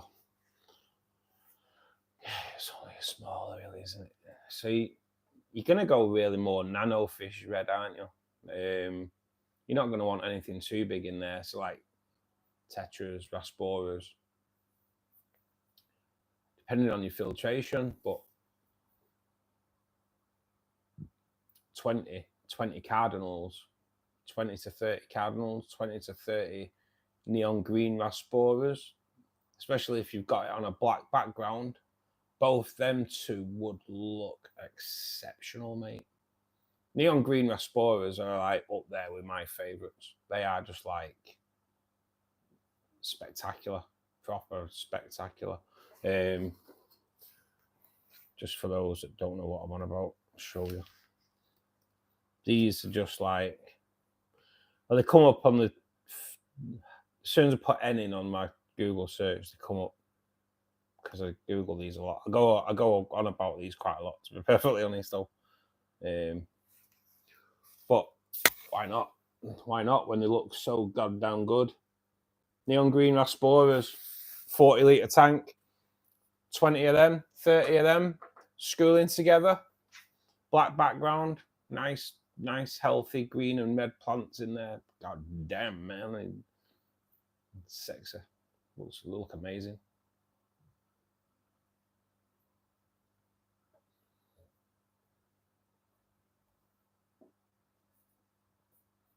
And like, obviously, CPDs, Galaxy Rasboras, Celestial Pearl Daniels. Unfortunately, quite expensive at this moment in time. Yeah, mix them all up with some Ember Tetras, mate. Any Tetras, really, apart from like your Congos that are a little bit bigger. But any of the smaller Tetras, probably wouldn't go much bigger than Cardinals, mate, to be perfectly honest. Serpa and Red Phantom would be all good, though. I like Tetras, but then again, you say I'm a schooling fish kind of guy. I do like the schooling. I like the displays you get.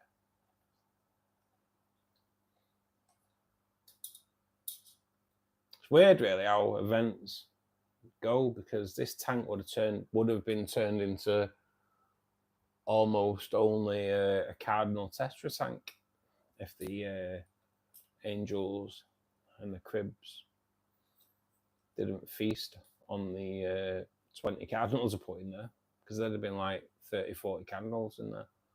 And the Angels were always planned to come out once the fish room was planned.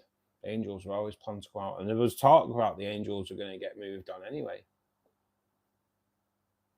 Simon, it's not a problem, man. You are here. That's all that matters. That angelfish in your picture, mate, is awesome as well, isn't it? It's beautiful, proper beautiful. Is that one of yours? Out of interest, Simon. Proper little stun of that.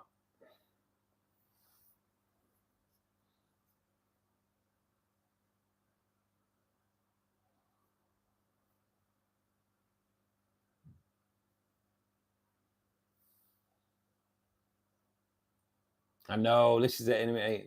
You see some proper ones, you know, I wish that was mine.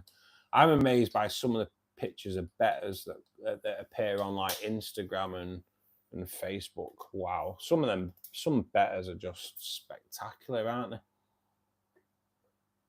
And that's another one that'll happen, like a better rack as well, for sure.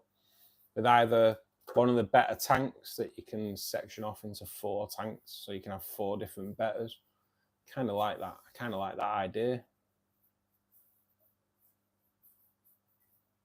So many opportunities for that fish room, though. Gonna get the initial part will hold 6 to 7 tanks.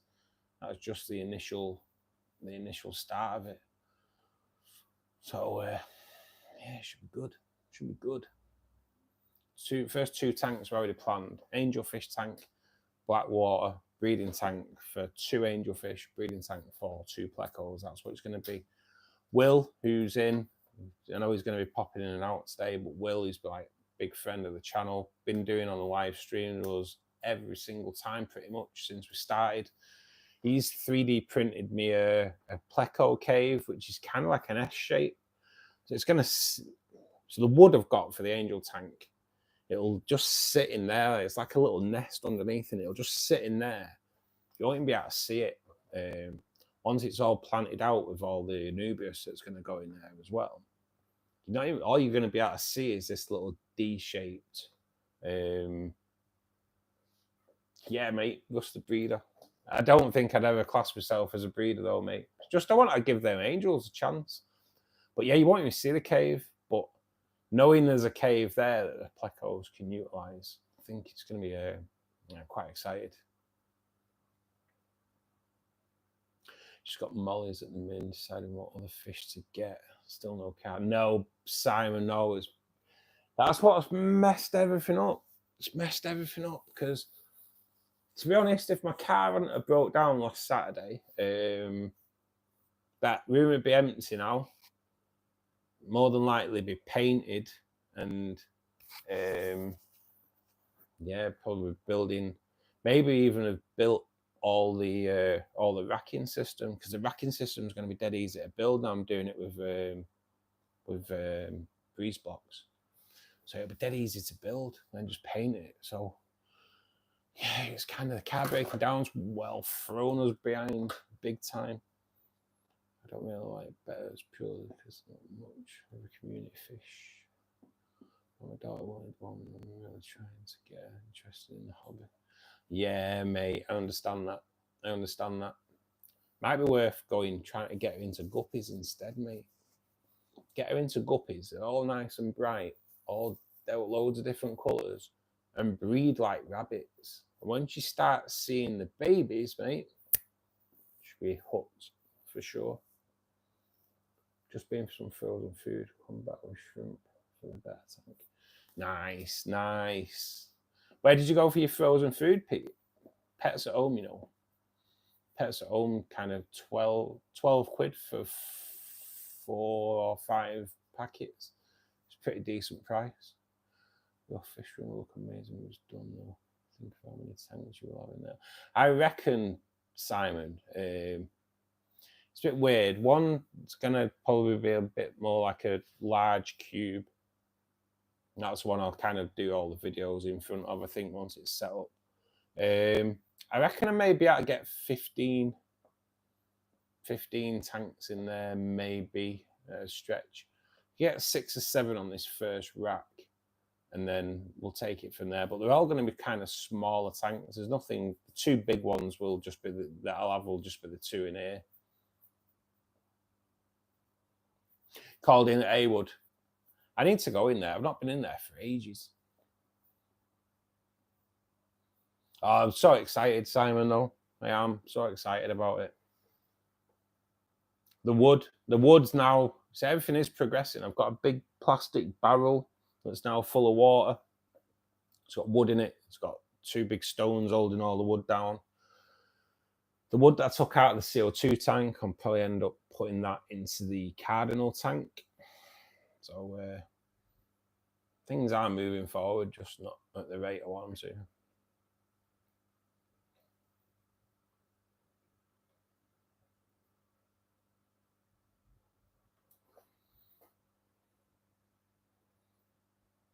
But it's exciting. It's exciting times.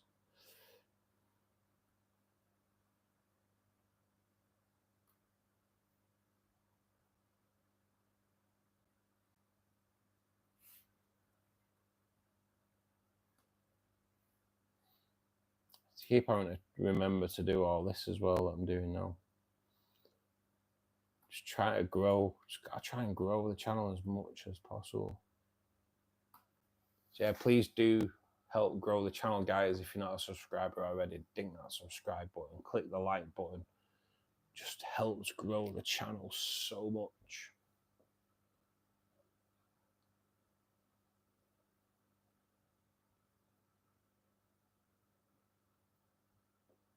Oh yeah, Simon. Well, it'll be documented anyway.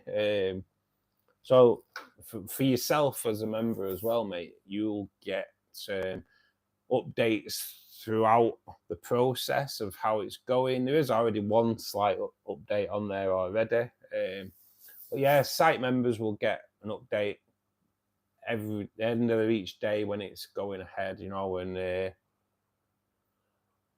may even kind of like,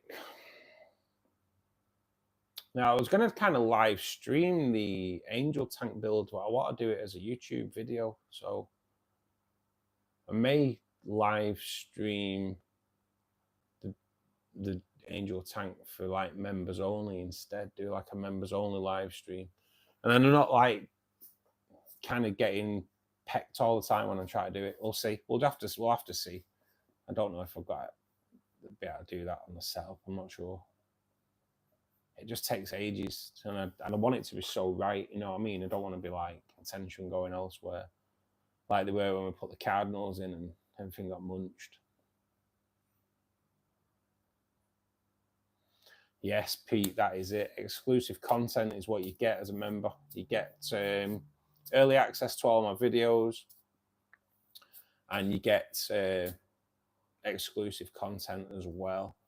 There isn't that much exclusive content at the moment, but I am growing that side. I've only just got the opportunity to get memberships, and the members only started rolling in 3 weeks ago. So, but they are rolling in now. So yeah, I'm up in the content. There's some content. Some pictures went on there this morning, just of the shrimp tank.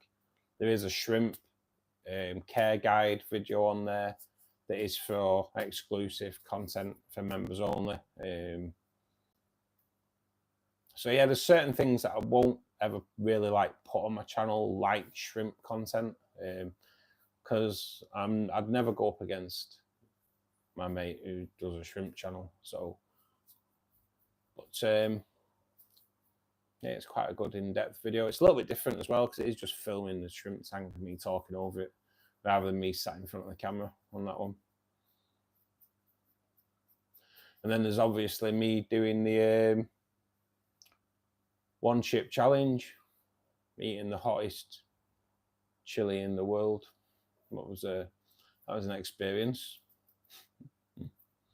All available for members to watch and laugh at. Watch and laugh at me as my face starts burning off after about 5 minutes.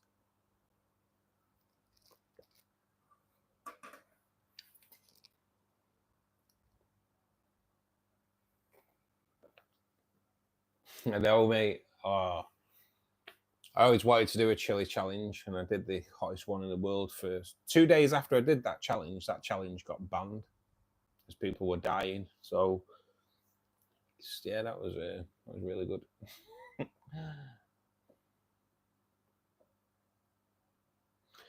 They don't taste that great, Red. No, they don't taste that great. But so there was a TV personality in the UK called Philip Schofield. But won't even mention him anymore, shall we say? He had a taste for the young side of life. But he did the one chip challenge on the program he did, and he lasted 10 minutes. So I had to do longer than him. I couldn't. I had to. That was what I had in my head. Can't let him beat me. But yeah, I think I did like 10.5 minutes. But my God, talk about burn though. You don't realise that chilies can get that bloody hot, to be perfectly honest.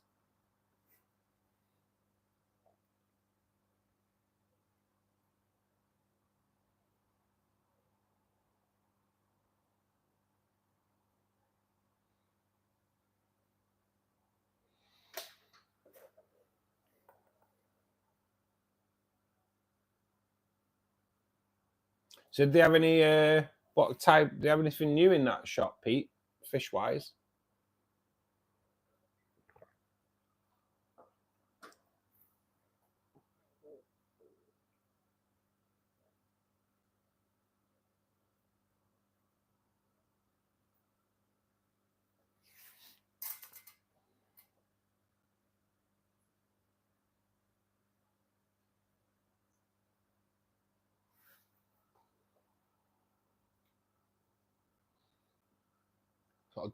I'll do a little bit of a walk round because there's still quite a lot of those shrimp knocking about in the tank as well. Some days you think you've not got many shrimp, and then some days you go and they're all out. It's a bit mad. So we'll do a bit of a tour of the tank. So I'll jibby around. We'll start off with the shrimp tank. Neo Caridina. They are just red cherry shrimp in here, but there are like way more than what you can see in there. There's quite a few on that filter at the back. But that moss this morning was just like full, absolutely full. There's quite a few buried in here. There's quite a few saddled in here. So as you can see, quite a lot of shrimp in there. And over to the rainbow tank. which homes these little beauties. In there, there's Bose Marnie, male and female. Little black red-tailed shark there, which is just like the first fish that went in there. It's a western rainbow fish. There is some Lake Tubu blues. There are some silver-tip tetras in here, which are looking way better than what one of them was a couple of weeks ago. That is a Susi rainbow fish. That'll colour up later on in the day. This little golden beauty with a red tail is a Madagascan rainbow fish. And there is, believe it or not, there they are actually. So these silverfish here, like centre, there's 3, 4 of them there now. So they are, believe it or not, red rainbow fish. They are really young though, so they'll probably come to colour in a year's time. So then we move over to the barb tank. God, they're just so hard to film because as soon as you get one on focus, they bugger off. So these are tinfoil barbs. That's the what the video was about this week. Absolutely stunning fish. Then there's also 18 tiger barbs in here as well. There are 6 tigers, 6 albino tigers, and 6 green tigers. I mean, I think the greens are my favourite, so they are just something about green tiger barbs, just stunning. There are also quite a few cardinals in here. There was intended to be more cardinals in there than what there is.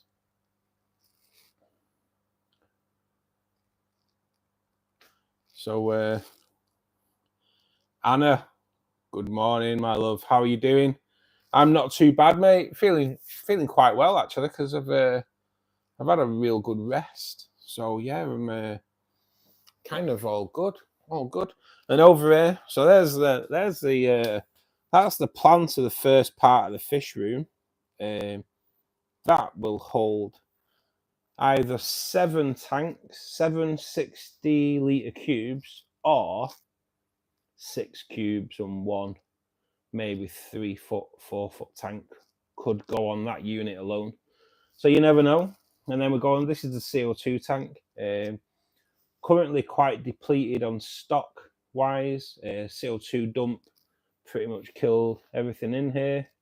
There's a few albino cories in here. There's a couple of CPDs. That is just a clump of Riccia moss that's growing at the top there. It's just a floating moss that's going to go into the angelfish tank when that comes ready. And there's also quite a few red Neocaridina shrimp in here as well. But none of them are really showing the face at the moment. So there we go. That's what's going on in here at the moment.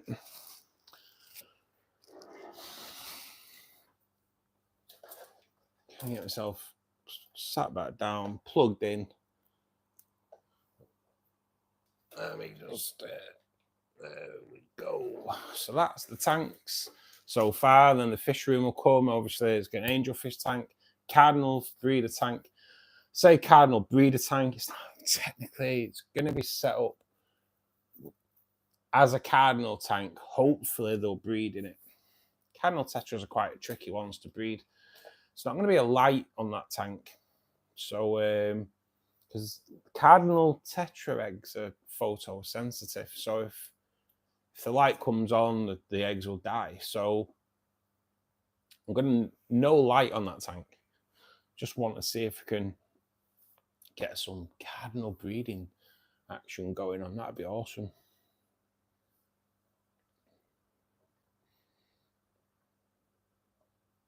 Cheers, Anna. They are, oh, I love them. I love them. I love the hobby though, I do. So excited now about making this angelfish tank up. To be honest, when Will sent a video with his 3D printer printing my pleco cave. I felt like I was 8 again. Felt like I was 8 again, waiting for the Atari to turn up on Christmas Day. I was like, God, I was just so excited. I love scaping though. Scaping's the oh God. I don't think I can edit my videos like MD, but I love the scaping side. It's so good. How did you go on last night anyway? Tired, was up at 1 a.m. cleaning. Oh no. How did the walk go, Anna, with 13 of them? I'm surprised you made it back. Have you got one arm longer than the other? But yeah, that's not good, is it? Cleaning your carpets at that time of night. 13 puppies. So good though.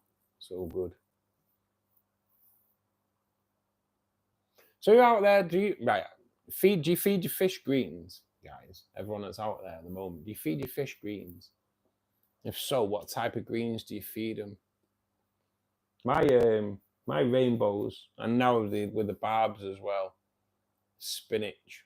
Oh God, my rainbows love spinach. There is a members only short for spinach. Me feeding you'll see how much the rainbows love the spinach actually on the members only short. It's crazy. There is a short out there of them eating spinach for everybody actually, but I did a members only short on it as well. Just God, you go mad for it. And I put quite a lot in. I do put quite a lot in nowadays. So what gets to the bottom, the core is elite, the plex elite. I was kind of surprised that so I put quite a few botanicals into this tank behind me last week, and they have all gone. They've all gone, and like botanicals are there. Really, I don't know if you know how.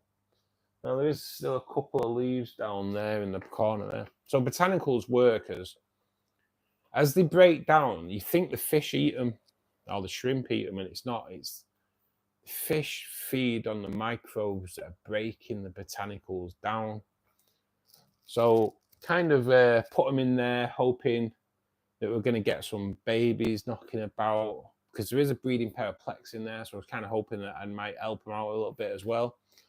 But it turns out the plex have actually just eaten the botanicals. So that's a bit mad.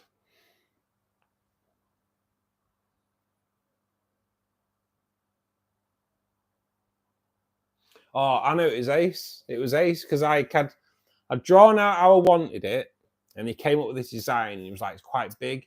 So I was like, I opened the barrel up, pulled out a can of Coke, and I kind of put it, said, look, mate, it's going in there, Coke can for size. Once he saw like the Coke can on the picture, I think it kind of put it all right. This is going to be good. And he printed it all up. He sent me a little video of it printing. Oh, God, it's so good. So he did one to start off with. He said it's too thin though. It'll be like it'll just fall apart. And he's reprinted now a thicker one. Oh God, I am excited about it. I really am. Jess Knox, thank you for joining us this afternoon. Sometimes give my goldfish peas. Good. I love them. I haven't given any tropical fish any greens. Yeah, they all love peas as well, Jess. Peas are like a bit like a superfood, aren't they? But yeah, all your fish will like it. But spinach is awesome because it's full of iron. And in the summer months, stinging nettles are really good as well. Just watch when you pick them, just blanch them in hot water as you would treat like spinach. And away you go. But yeah, peas. I might actually, mine might get a treat of peas tonight. Because that's something that I can crush them a little bit, especially the rainbows. They love them. Just got to be careful with the rainbows because they have quite small throats. So I'll have to crush the peas with a fork. But yeah, it's good. It's a good call.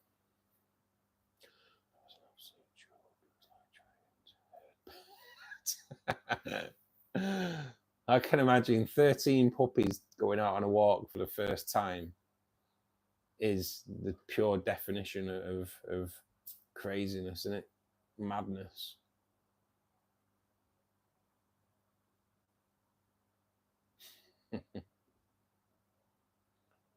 Took them just out into the yard.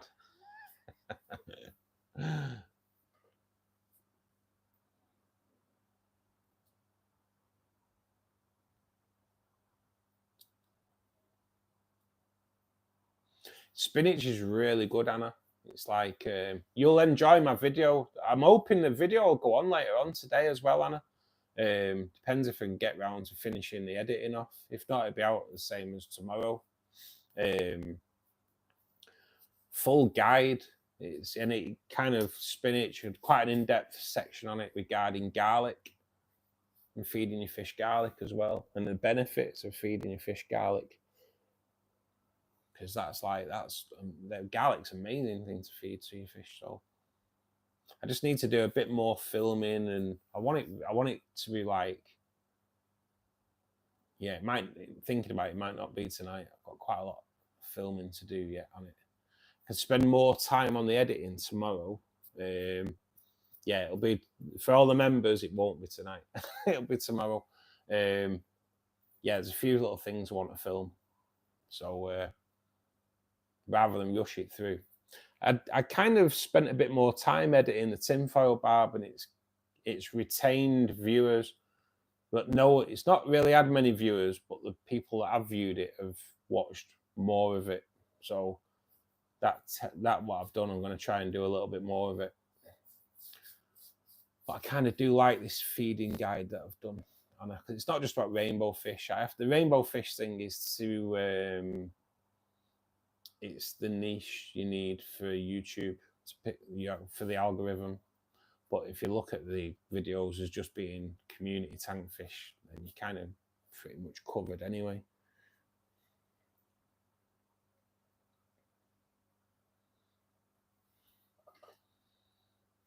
I have to go to work, but I just wanted to let you know I just subscribed and turned on the notifications. Thank you, Jess. Thank you so much.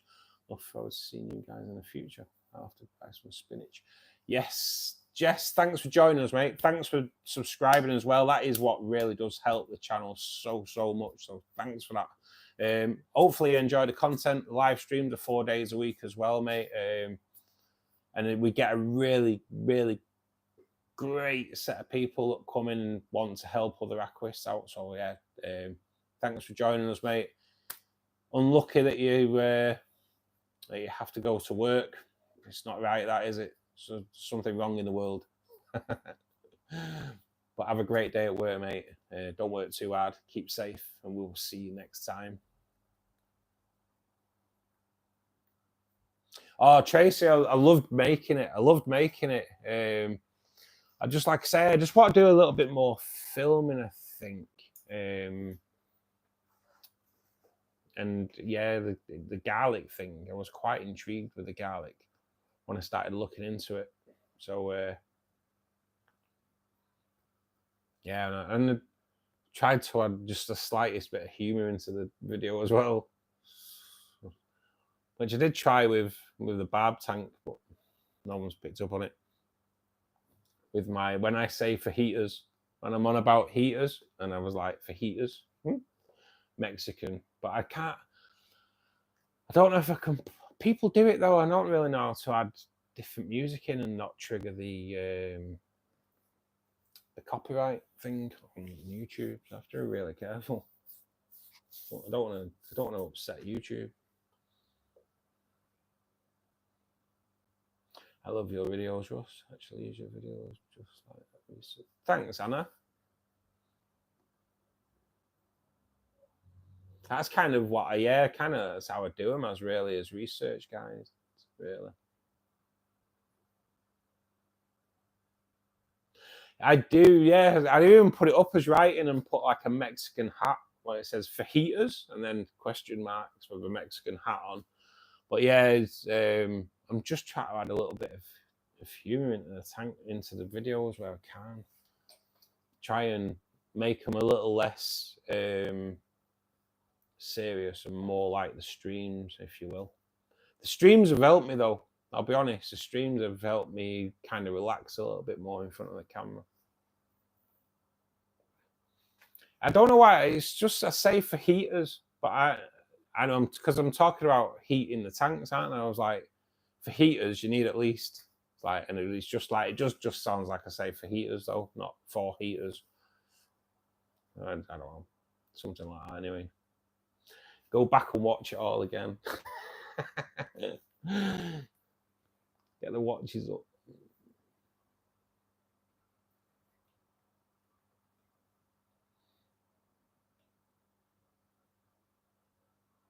Miguel, thanks for joining us, buddy.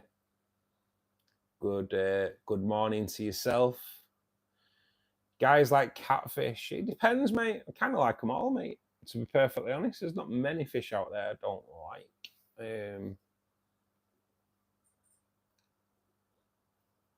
But yeah, it depends what cats they are, mate. To be perfectly honest.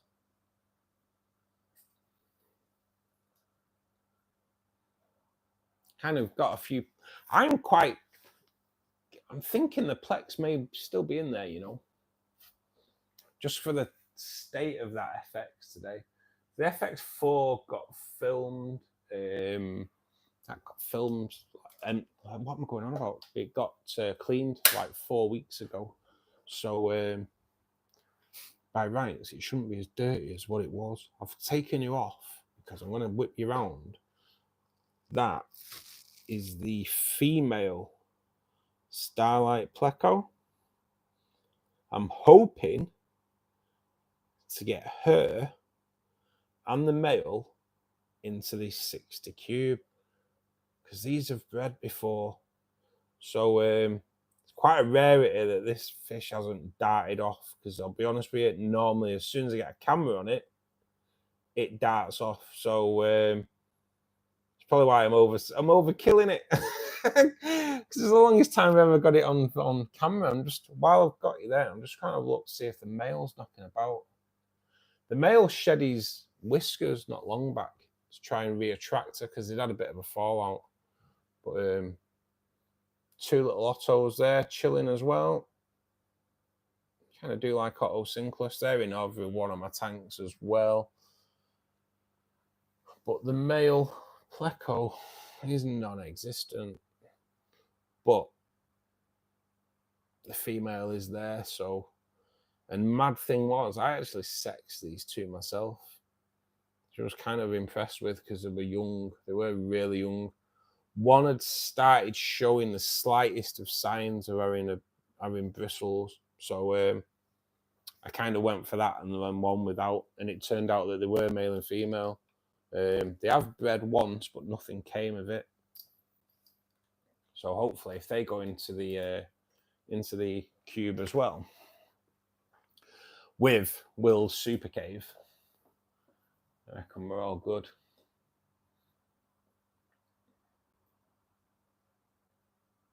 What type of catfish are you after, Miguel? Plecos are quite easy, mate. Secret with Plecos is having plenty of wood for them to munch on. It's stunning, Anna, isn't she? She is proper stunning. 75 quid each she cost, which is probably about $85. I went into the shop on a Tuesday, saw them, and I was like, I'm not paying that. I'm not paying that. And I went back on a Wednesday because Tuesday night, I sat home all night going, should have got them, should have got them.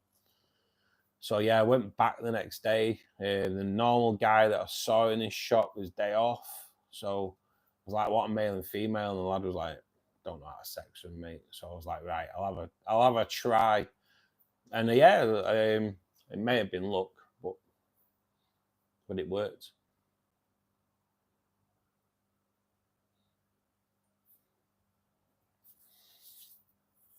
So like, they can lay like 200 eggs a go, Starlights. So even if like they did 100, God, you could soon start having that little side thing, can't you?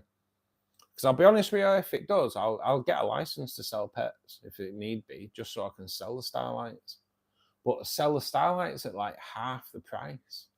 There's no way in the world I'm taking a bag full of Starlight Plex to a shop where they can sell them for £75 each. No way in the world am I taking 50 of them and then giving me a little bit of dried food. It's not happening. I'd rather sell them myself on here. Discount for members. I'll be honest with you, Pete. Members like yourself, mate, can come along and pick one up anytime you want, mate. I wouldn't even charge members for them, mate. Members just, honestly, you guys, they're like the major support to this channel. Tracy, I'm pretty sure Tracy will back me up because I do speak to Tracy a lot on Facebook. And when Oscar, and Will as well. So like when Oscar's gifted 5 memberships, and then last week when Ken gifted 10 memberships. Well, as soon as it came off, I think I was texting Tracy going, I can't believe that.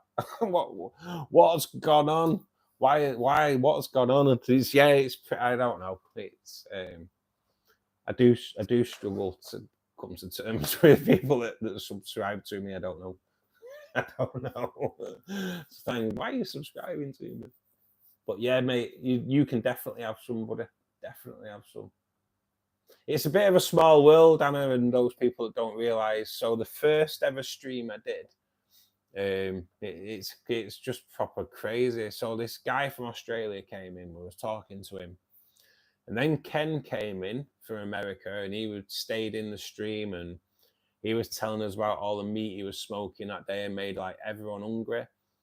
And like, so I've been talking to someone from Australia, I was talking to someone from America, and then Pete came in and I was like, where are you from, Pete? Manchester. All right, whereabouts in Manchester? Haywood. Haywood is literally 3 miles away from where I live. So it was pretty mad that, you know, out of everyone from Australia, America, and then pretty much on my doorstep. And now me and Pete have done Tropco delivery together, so we could go halves on the postage because us Northerners are proper tight. And the crazy small, really small world thing is that Pete's sister-in-law I worked with for 2 years, and get like, so yeah, it's like it's a proper small world. I mean, we didn't even know this when we did the Tropco delivery either. So it's yeah, it's a bit of a mad one.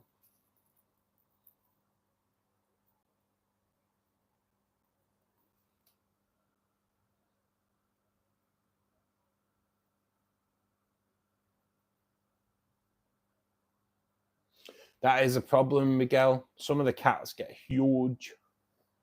They get huge. That'll be a problem with the tinfoils there.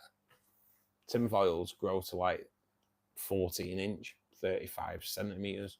So they're going to need an 80-foot tank at some point. So yeah, that'll be interesting.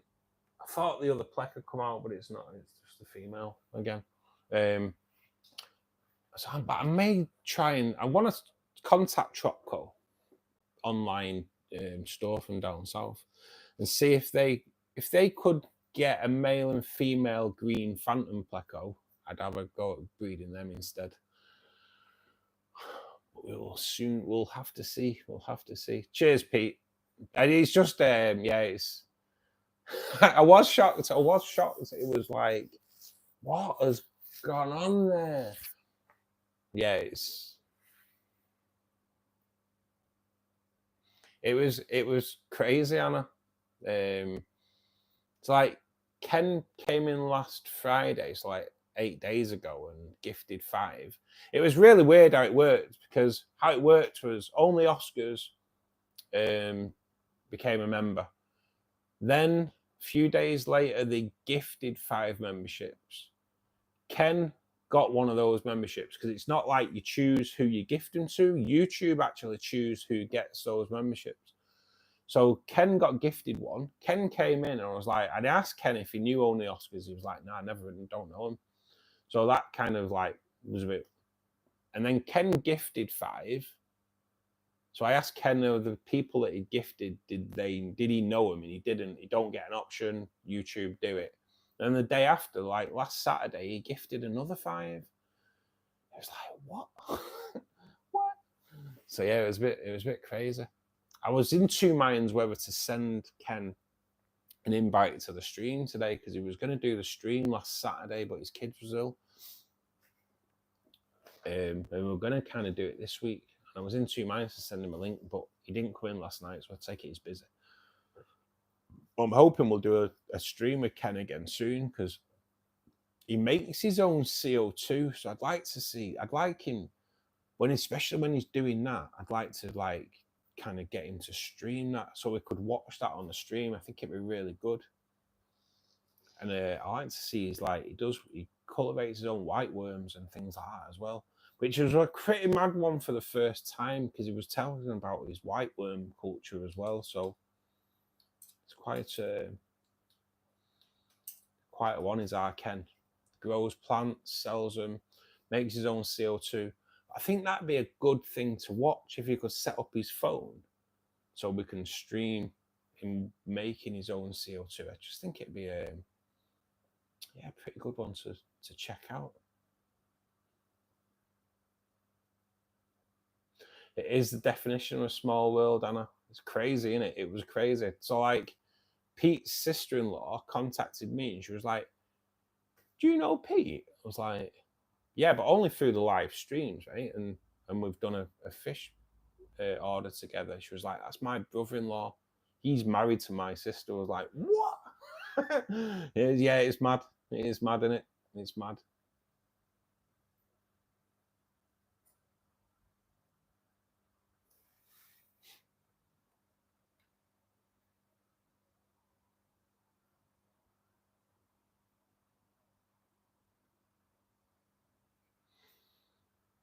So we have a paedophile supporter there. So we'll get rid of that one straight away.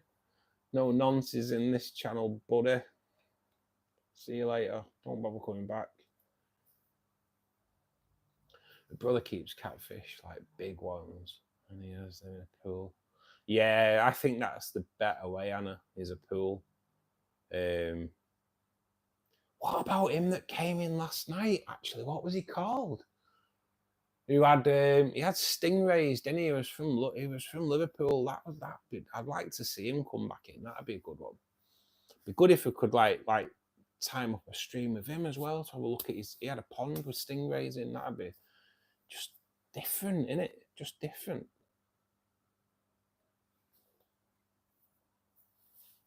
Any of you guys that have got spanners at the side of your name though, anything like that, just bin them off. I don't mind. Just get rid. We don't need fools like that coming in, do we?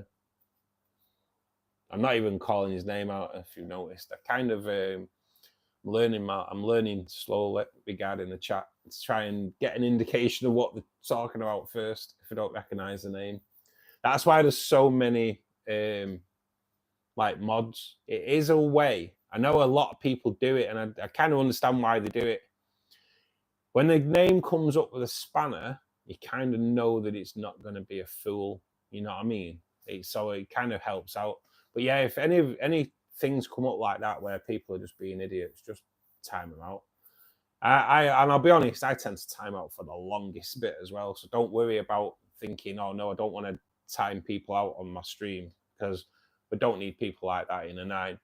And I time them out for, I think 24 hours is the longest you can do them, so they ain't coming back today. So yeah, you won't get me disagreeing with anyone who wants to time anyone out. It's nice to see we've not got our resident know-it-all coming in as well anymore. So that's good. I won't name a name, but we all know who we're on about. Yeah, Anna, he had stingrays, diamond black. He had black diamond stingrays. He came in towards the end of the stream, which was quite upsetting because he actually came in and the stream lasted a few minutes longer because I was kind of talking to him about it. But yeah, black diamond stingrays. I'll show you what they are. They are. To be honest, I'd never heard of them, but then when I googled them, kind of knew what they were straight away. Black diamond stingray. So that's what he had in a 9 foot by 3 foot by 3 foot pond. It'd be nice to get him coming on and talking about that a little bit more. And yeah, he was from Liverpool, so actually not too far up the road. Jason, yeah, that was it. That was it. He was, yeah, that's. I'd love to see that set up for sure. 9 by 3 by 3, man. That is like a dream tank, isn't it? 9 by 3 by 3. Imagine that. You could get in. You could definitely get in.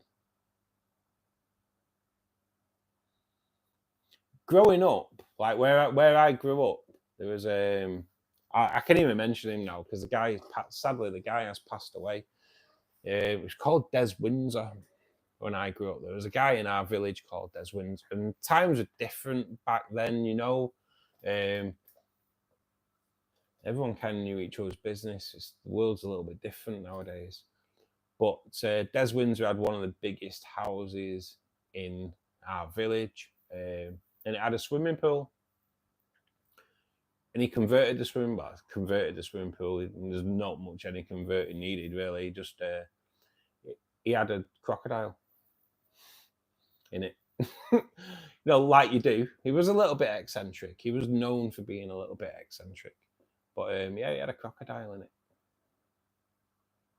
It's not something you come out with every day, is it? Crocodile in your swimming pool. Because it was kind of well known as well that like kids go garden hopping. We used to call it garden hopping, running through people's back gardens. When you see someone has a swimming pool, these kids are gonna go in that pool. But it was well known: don't go in that pool. Do not go in that pool.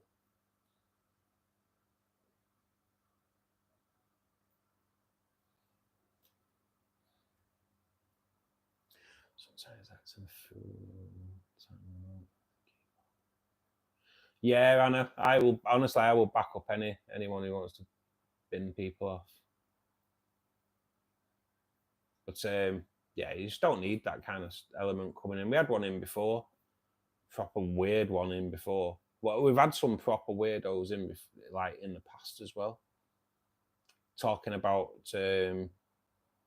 sleeping with other family members and all that. It was like, what?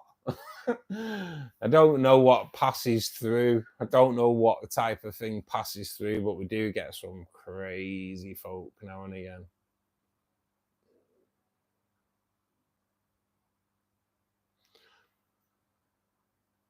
Only other channel I watch apart from me. That's what we like to see, Anna. That's what we like to see. Emad, thanks for joining us, my man. I've seen them. They're available in my area wildly. I can imagine they are expensive, to be perfectly honest, buddy. I'll tell you what, because I've still got it on my Google. Let's see if we can see if there's any what it's saying on price. See if anything comes back regarding the price on these babies. Because I can't. Oh Jesus! So a 10-inch stingray male, £1,036. So for those in the States, I would probably work out around about $1,200. Damn. Well, I'll stick with me barbs, my rainbows. Tracy, we could all get in it. we could have a BGN Aquariums Fishkeeper Club spa in that. In fact, Simon said the same. You definitely, in all fairness, Tracy, you'd have room in a cup. In the washing up bowl. I don't even know how tall Tracy is. I just thought I'd give it up anyway. I think I can. Me and Tracy have a good chat offline anyway, so I can give it Tracy a little bit. I feel comfortable enough. It's like saying I want to see Anna's puppies. I kind of feel comfortable enough to say it. even though we all know what puppies I'm on about. It's the 13 of them that she tried to walk on her own yesterday. I'd have loved to have seen that. You should have videoed that on it. It made you a YouTube millionaire in one video.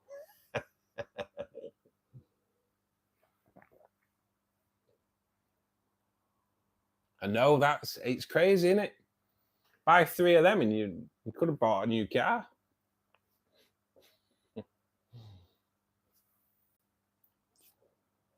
£1,100. I don't think I could spend that kind of money. It hurt spending 75 quid on the Plex. Just grab a drink, guys. But £1,000, damn. Don't think the spending of it, yeah, it's painful, isn't it? Spending £1,000 on a fish is probably painful. But what would be more painful than spending £1,000 on a fish and then the next day getting up and it's dead?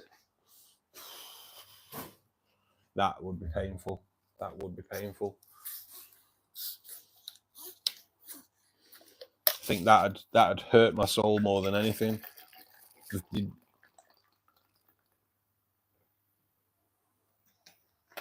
And how long, like for £1,000, how long's that shop going to? How long's the warranty going to be? Because a lot of shops will only guarantee a fish for like 24 hours, won't they? And you got to take your tank water in and all that.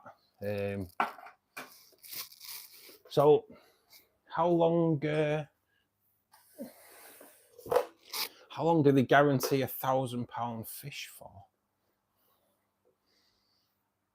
And how much water testing are they going to do to try and say it was your fault, not theirs, that he's died? I don't think they'd want to pay out. It would hurt, wouldn't it? It'd hurt. Aiden, fire away, buddy.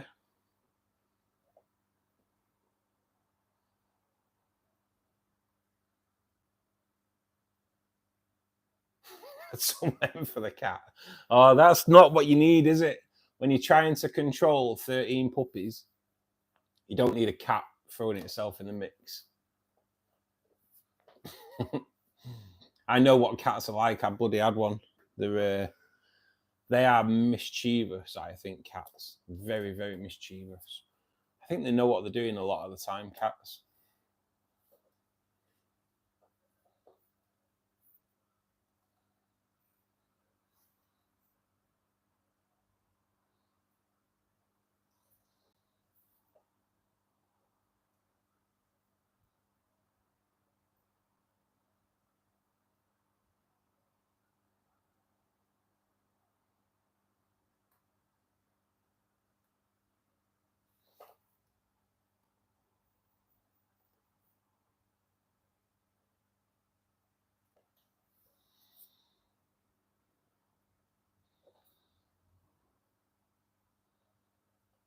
Oh, they definitely do. They are mischievous, aren't they? Cats are really mischievous.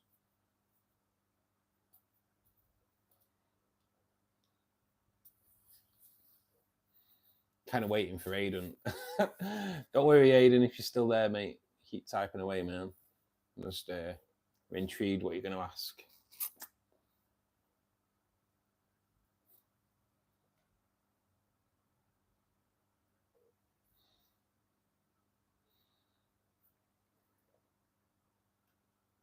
It's quite a few heads in as well, Aiden. So you might even get an answer, mate. You never know.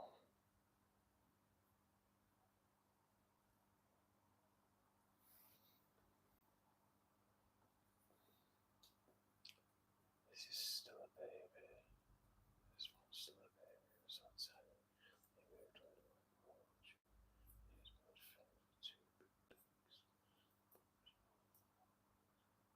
oh. Cats are, yeah, mate. You're right there. Cats are little sods, man. You see cats doing things, and when they get kind of called out on it, they pretend that they're not doing it. I've watched a video this week actually. Cat's going to do something and then they go, whoa, and they stop and make out like they're not doing that, you know, and they are proper. My cat did it to me. That's why it's like it intrigued me so much, this video, because I ended up locking my cat out of my bedroom because he would not let me get any sleep.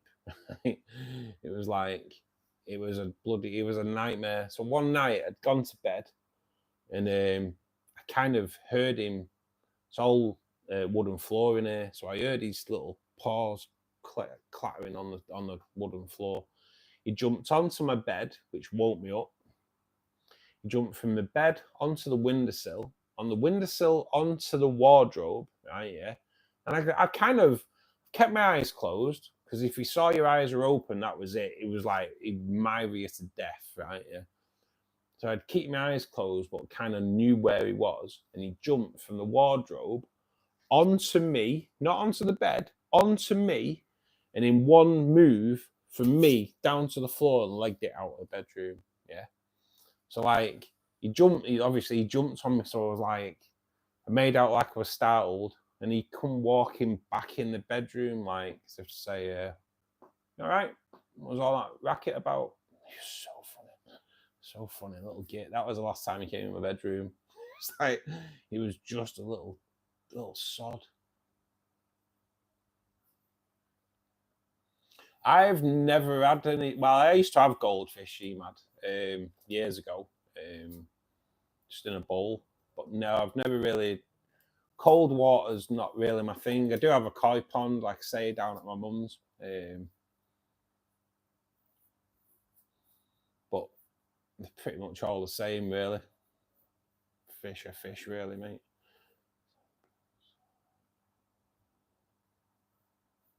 Yeah, definitely. All 9 flashes. Seems 13 puppies coming out. Aidan, not a problem, mate. Yeah, fire away with your question, mate. It's not a problem, buddy. Hopefully we can answer. Oh, he totally did it on purpose, Anna, for sure. There's no doubt about that. There's no doubt about that. He was proper mischievous. It's the way he run off, and then as soon as he got in here, he turned around and just walked back dead nonchalantly, like, "You all right? What was all that racket about there?" You know, and like, well, you know what it was. He was like, "Nah." But now you're awake. That was what it was. Now you're awake. You may as well give me loads of attention. Yeah, Aidan, fire away, mate. Fire away, mate.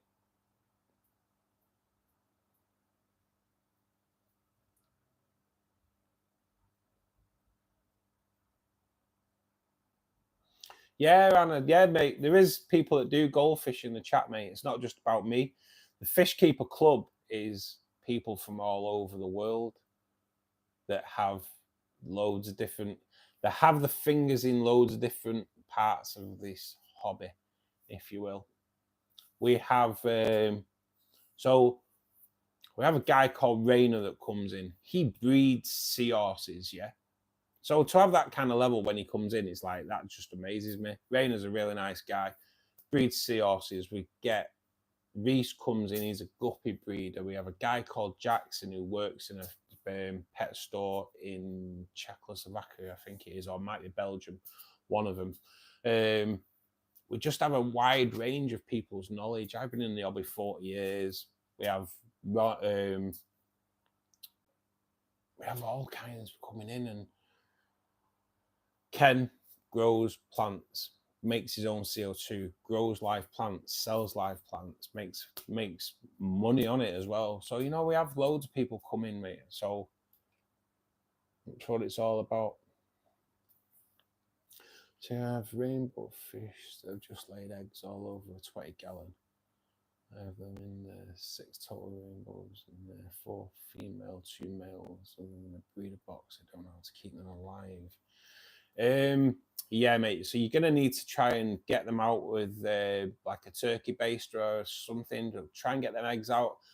don't be too scared of the eggs, Aidan. They are quite tough, rainbow fish eggs. But yeah, if you can get them out, I'd keep them in the same water, keep them in the same tank.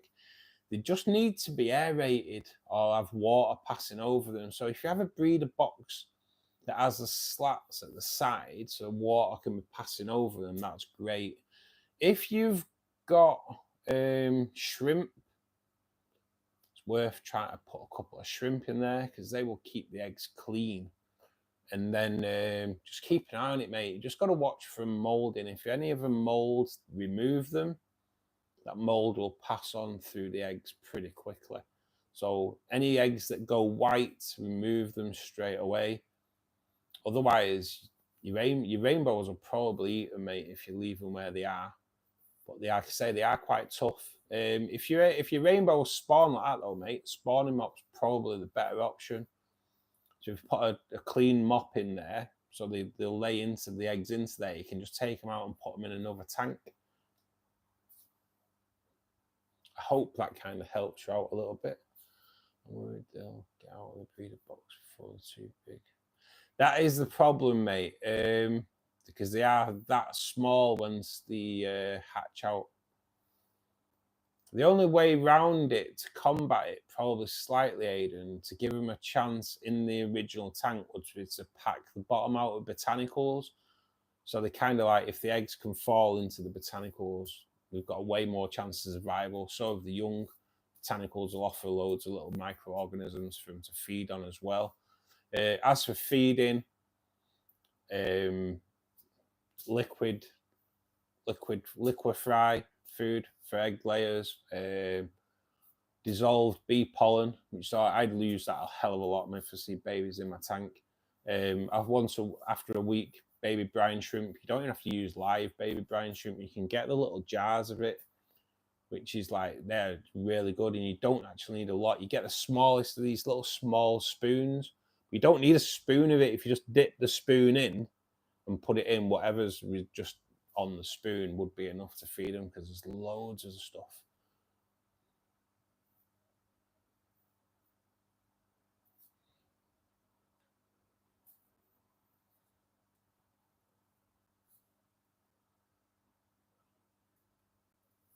I wouldn't, if you know what you're doing, mate, you're okay. But if you don't know what you're doing, I wouldn't start squeezing your female anyway, mate.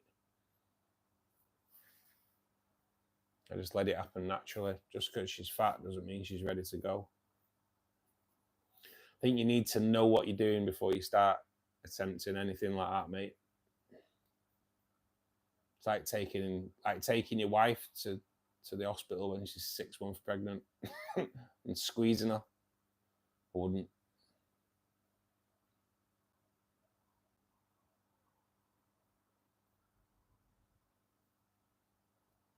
Yeah, cold water change could induce it, mate. But yeah, I wouldn't go around trying to squeeze them out, mate. Just let it happen naturally.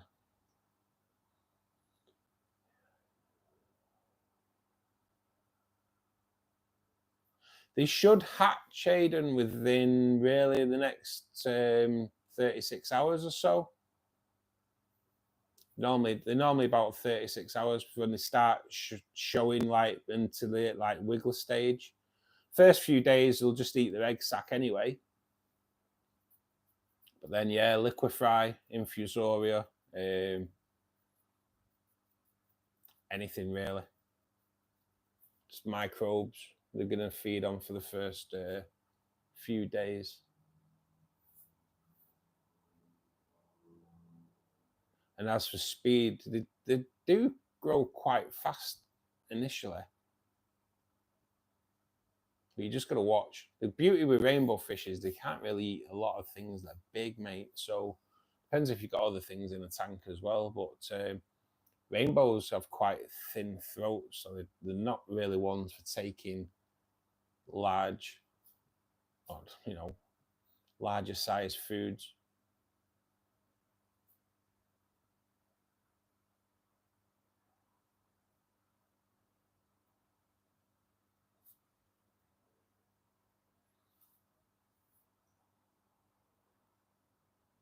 The thing is, as well, if you squeeze them, mate, you've got to fertilise them as well, you know. They don't come out fertilised.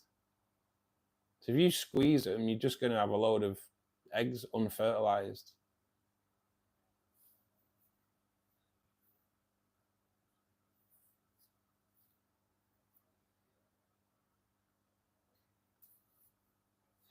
You'll find, Aidan, that they do in the mornings, mate. Rainbow fish are a morning breeder. So as the lights come on, that's the best time.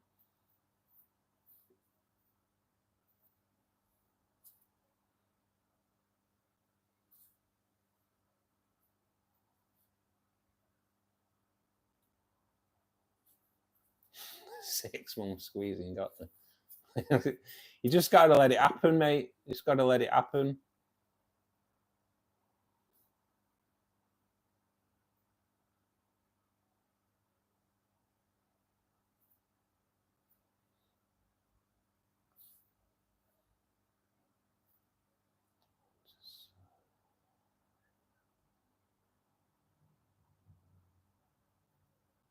Yeah, they lay hundreds of eggs, mate. And like, hopefully, if they're all fertilized as well, you should be all good. You can actually keep them. I actually do a video on breeding rainbows, mate. It doesn't like show you how to do it, just talks you through it. But yeah, it's well worth a watch, mate, on my channel. Definitely give it a going.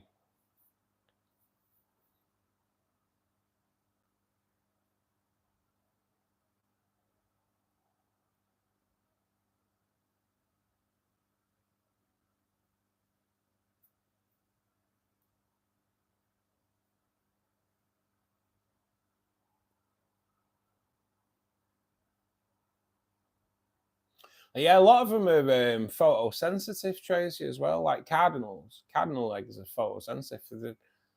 They could spawn in the first light, and if like you turn your lights on, the eggs die. That's why there's no light going to go on the cardinal tank. I'm quite excited about that because it'd be nice to see. I'm not going to stick just a male and a female cardinal in a tank and hope they breed. I'm not going to do that. The best way of breeding cardinals: one male, one female, already conditioned. Put a net across the water, halfway across, so when they spawn, the eggs scatter, so eggs just go everywhere. Eggs will fall through the net. Cardinals can't eat them. It's got to be another way of doing that, though, because it's not really the way I want to do it. So my thought is, it's going to be a black water tank.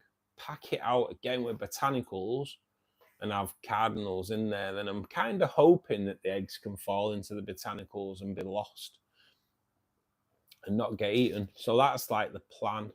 So I can say it's a cardinal breeder tank. Technically, it's a cardinal tank that, with a hope that they'll breed, set up possibly the best way so they can breed. No light, all good.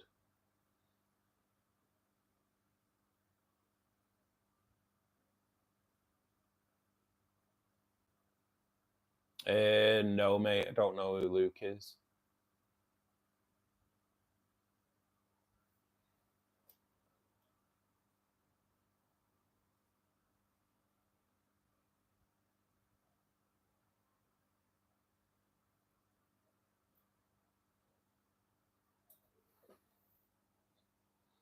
For anyone that's in at the moment, do please press the subscribe button.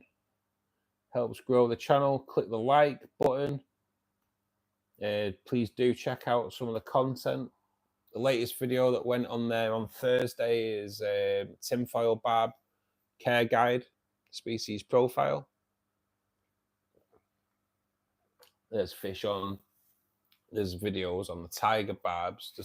There's videos on Cubensis, angels. Majority of the content is rainbow fish based.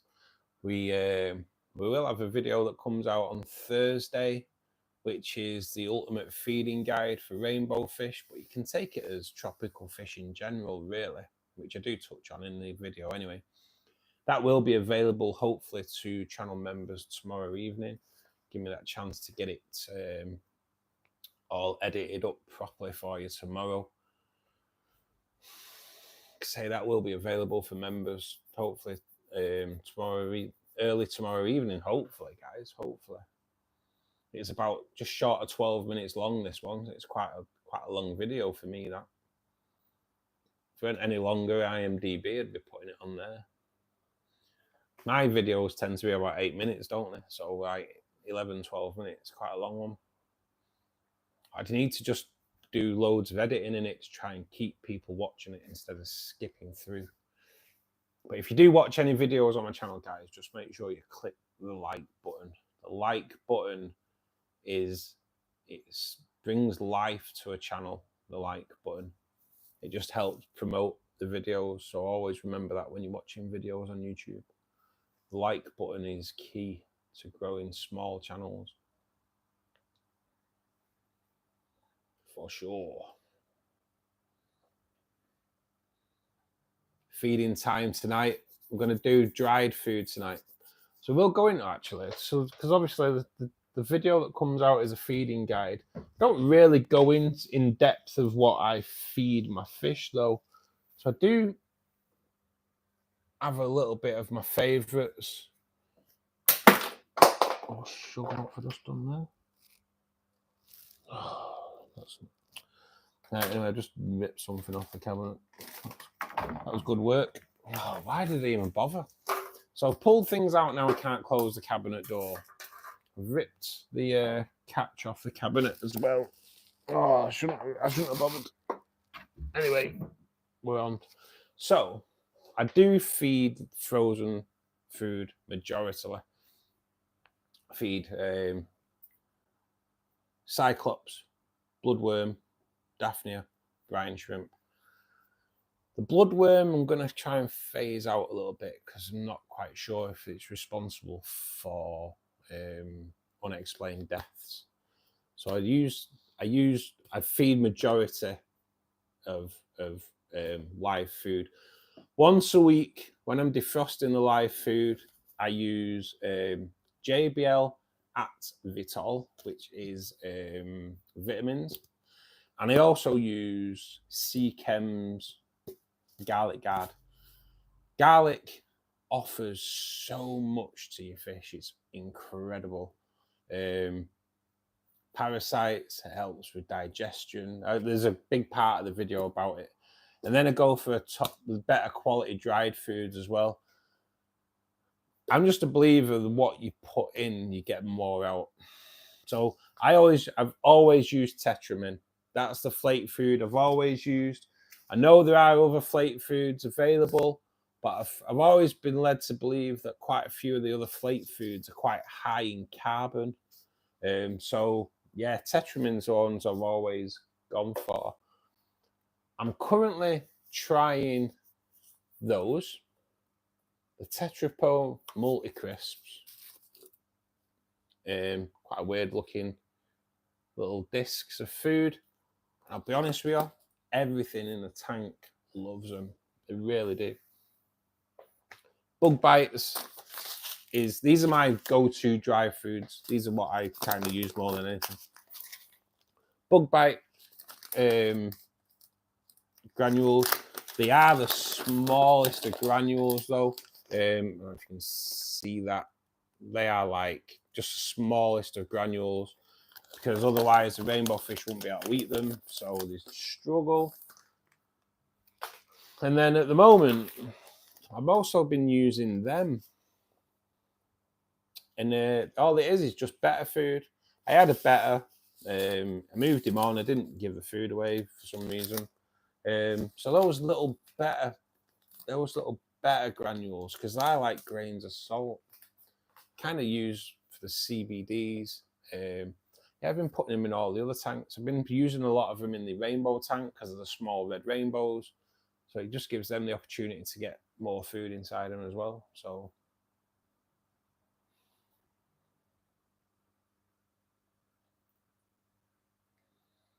C says Aqua Escapes, thanks for joining us, buddy.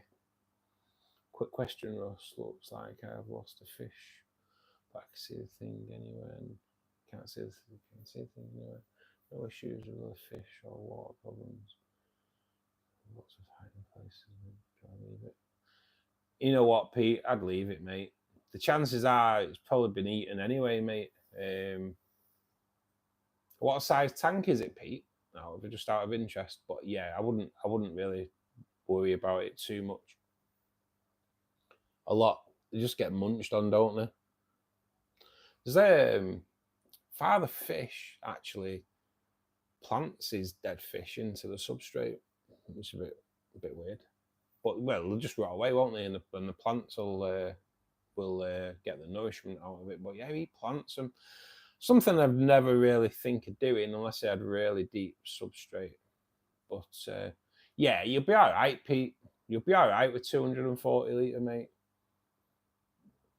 If you find it, take it out. But I won't go looking for it, mate. Chances are it's probably being eaten anyway. They don't last long, do they? Once they die, they get munched on straight away. They just become a source of food, don't they?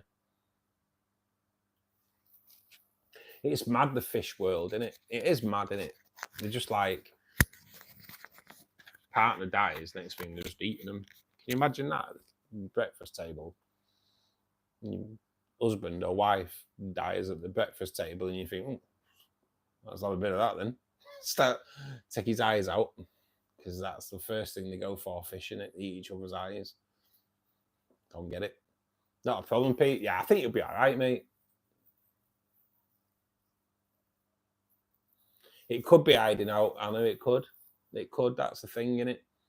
I went a couple of days thinking the cardinals would be hiding out in here until I come to edit the video. Then it was like it all come apparent of what had gone on. Still haunts me, that.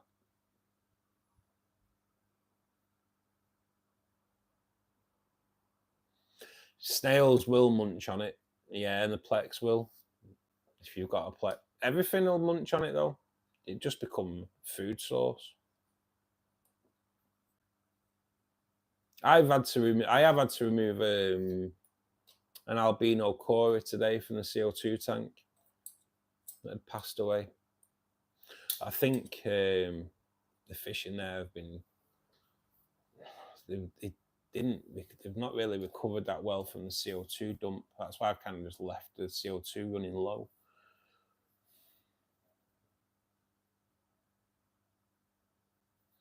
Mad. They do love eyes. Fish eyes, it's like a delicacy. I noticed this with the piranha.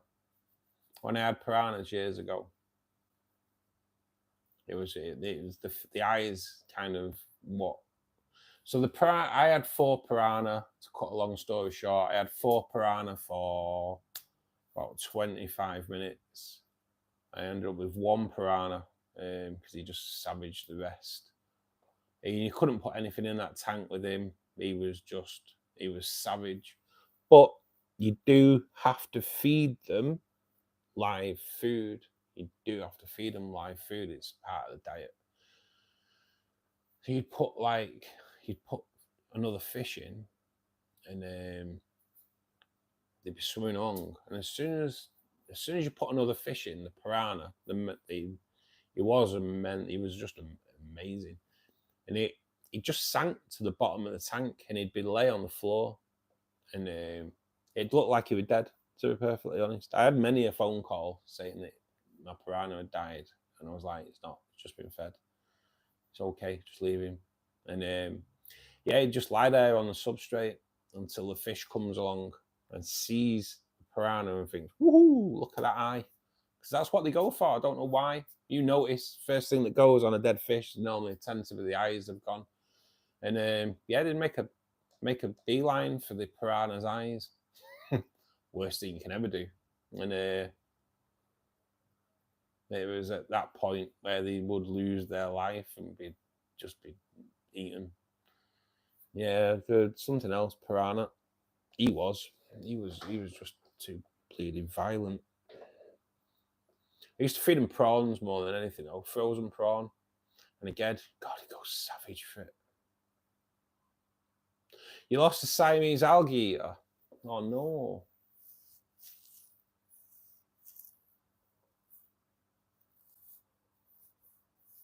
When was that, Trace? That been today? Is that today? Piranhas are great. They are great to watch. You'd be surprised how many phone calls I'd get. Have you fed your piranha yet? No. Don't feed him yet. I'm on my way. And it'd end up like loads of people just sat in the room behind my like my bed or my couch or whatever. Because if he saw you, he wouldn't eat. He'd wait until the room was empty. It was pretty mad. So you'd all have to hide away and keep quiet, and then you'd see this piranha in action.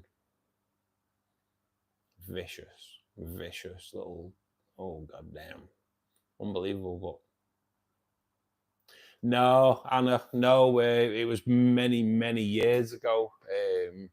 Quite sad, really, because I'd had him for a few years. He was awesome. Like I say, I bought 4. 3 were captive bred. He was wild, and they all came from the same shop. And I put them all in the tank, and within 25 minutes, 3 of them were dead. He just savaged a lot. And I couldn't put anything in there. There's certain fish you should be able to put with them. No chance. Couldn't put anything in there to eat algae. So it had to kind of be low level, so I didn't get algae. I actually discovered apple snails. So they had to go at putting apple snails in, and they did all right. I ended up with a dozen apple snails in there, and he didn't bother with them. So I actually had something that was eating the algae. And then one morning I woke up, and there was 2 tanks, and the piranha was on the bottom tank on the rack. And I looked, and an apple snail bobbing along the surface. So I was like, oh, what's going on? And then when I looked, every single apple snail was bobbing on the surface. And every single apple snail had a bite out of it. And they'd lived alongside him for a good 6 months. And then I don't know what had gone on, whether one had upset it. I don't know. Maybe he'd slagged him off or something. I don't know. But he went and he savaged them all in the night. Every single one in one night. It's absolutely mental. I don't get it. Whether it was the first time he saw that there was something living in him and he just destroyed the entire colony of them, I don't know. We'll never find out because I couldn't ask him. But then, yeah, I moved him on, took him to a shop who took him off me. And I went back to the shop a few weeks later and he'd gone. And I was like, oh, the piranha's gone. He went, yeah, some bloke took it. He says, well, it was dead within 2 days. We've been taking it. The guy killed it. Oh, God. That's why I always drive home, research. Before you buy something, research it. He threw, believe it or not, he threw a piece of cod in the tank and just left it for it to eat. 2 days later, died. It's like, that really did pee me off. Because I'd looked after him for like 2 years. Oh, God, it annoys, really annoys.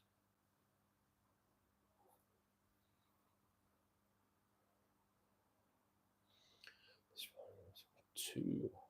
We've been acting funny for a while. Thought maybe it was the cold. So I bought a heater, hoping I don't lost that one. That's weird then, isn't it, Tracy? When you say they were acting weird, what were they doing, mate?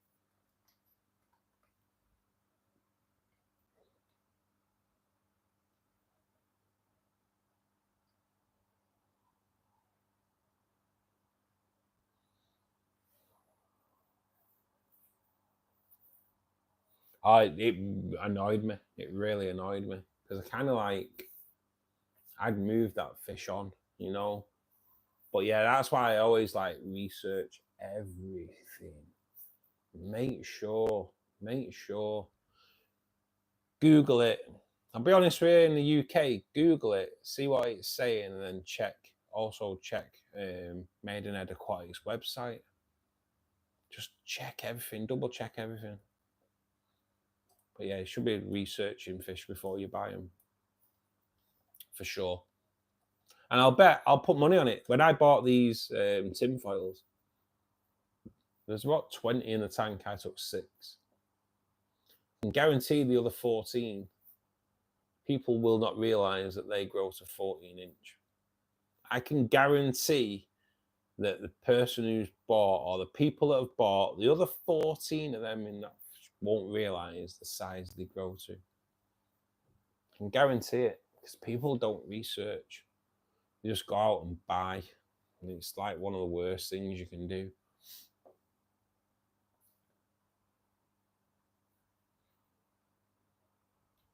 You should have seen his teeth. Honestly, you should have seen his teeth. Damn, you would not want biting off him. Let's put it this way: when I moved him to the shop, it was in 4 bags, and them bags then went in a bucket, because I just had visions of him biting through the bag. Just madness. I use AI to fact check my knowledge. Yeah, I wouldn't go that far either, Emad, because AI is only searching the internet, mate. It's not guaranteed, mate. AI is not 100% trustworthy. It's not always factually correct, shall we say. AI doesn't know how to sort out the BS. So it'll just tell you anything. You've got to be really careful. I got AI to write me a description for a video when it was wrong. So yeah, you've just got to be careful, mate. It's not 100% there yet.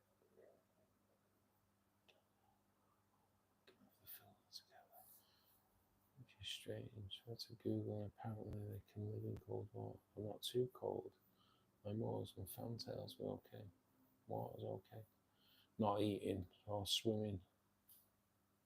It's weird, isn't it?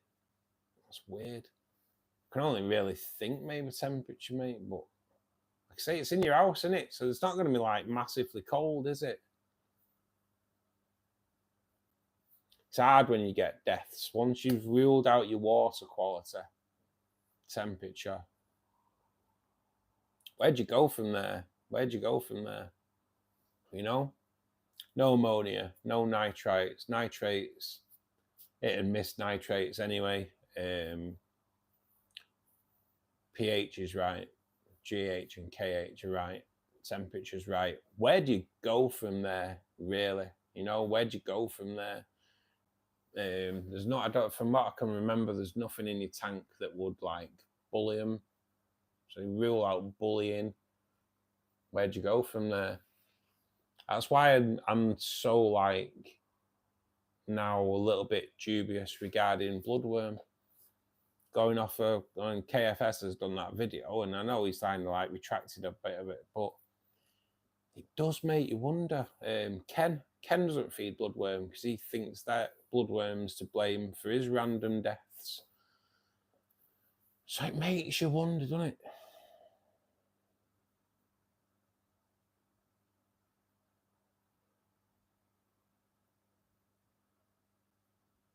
No heating on in the room.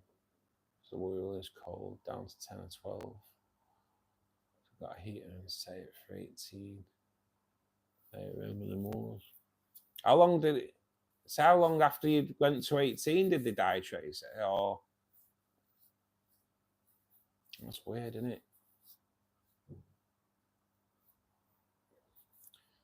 I've got this guy.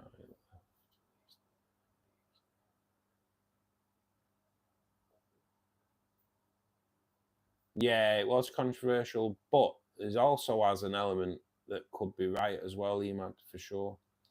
I know he got like a lot of the stuff wrong, and it was in for 3 weeks, so it's well up to temperature by then, isn't it? So you can't really blame the heat then.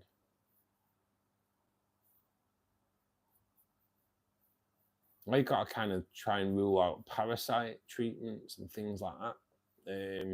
Are they looking thin, Tracy? If they're not feeding, are they looking thin?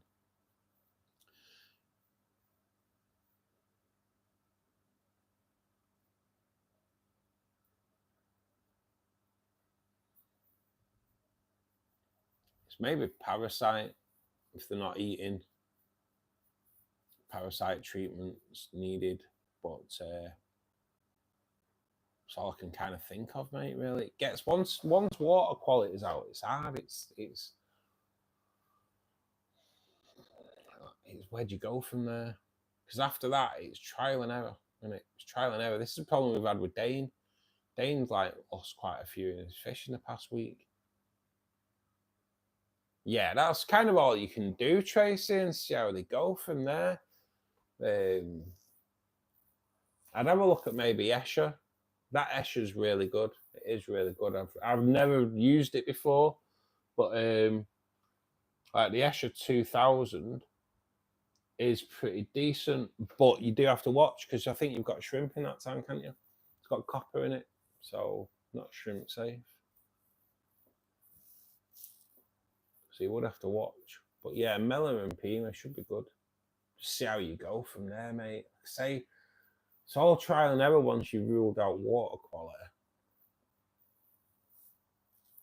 I've had a Cory dye in the CO2 tank, a Cory dye in the rainbow tank in the past 24 hours.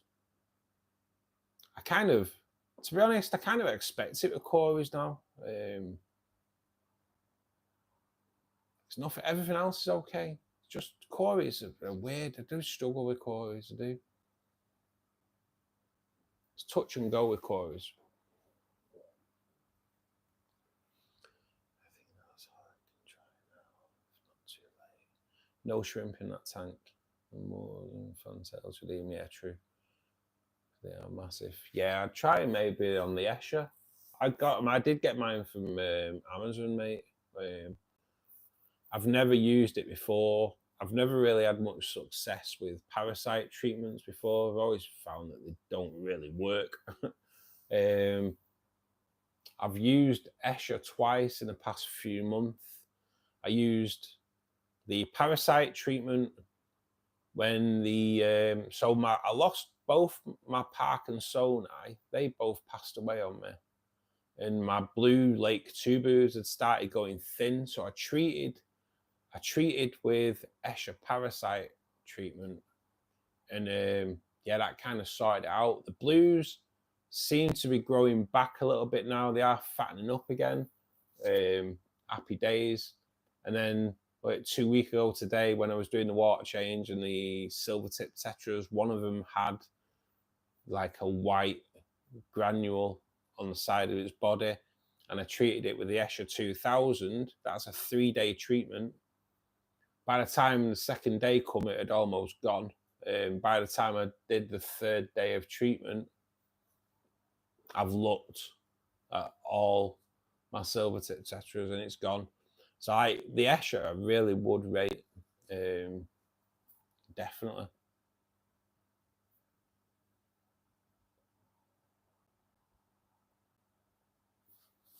I know, Trace, you have to stop watching soon, and I'd spend all your money before you even get paid. Cheers, Pete. We'll see you soon, buddy. I will be calling it a day pretty soon anyway. I'm getting hungry. So have a good weekend, mate. We'll speak soon. I am going to call it a day, actually, guys. I'm quite starving.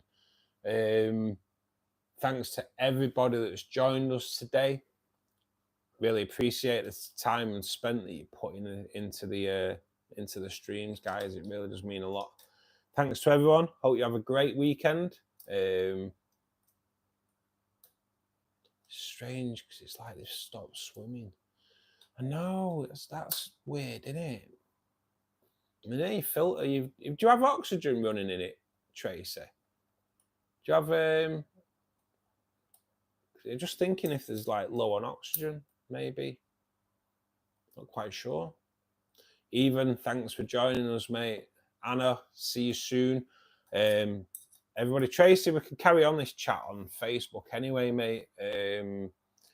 Thanks to everyone that's joined in today, guys. Really appreciate it. We will be back Monday. For all members, there will be that video that will get launched for you tomorrow evening. For everyone else, that'll be out on Thursday at 3:15. the ultimate feeding guide for tropical fish. Make sure you watch it. It's going to be a great one. Thanks to everybody. See you. Hopefully we'll see you Monday. Hopefully I'll have a car. Woohoo. Never know. Take care, guys. Speak to you soon. Bye now.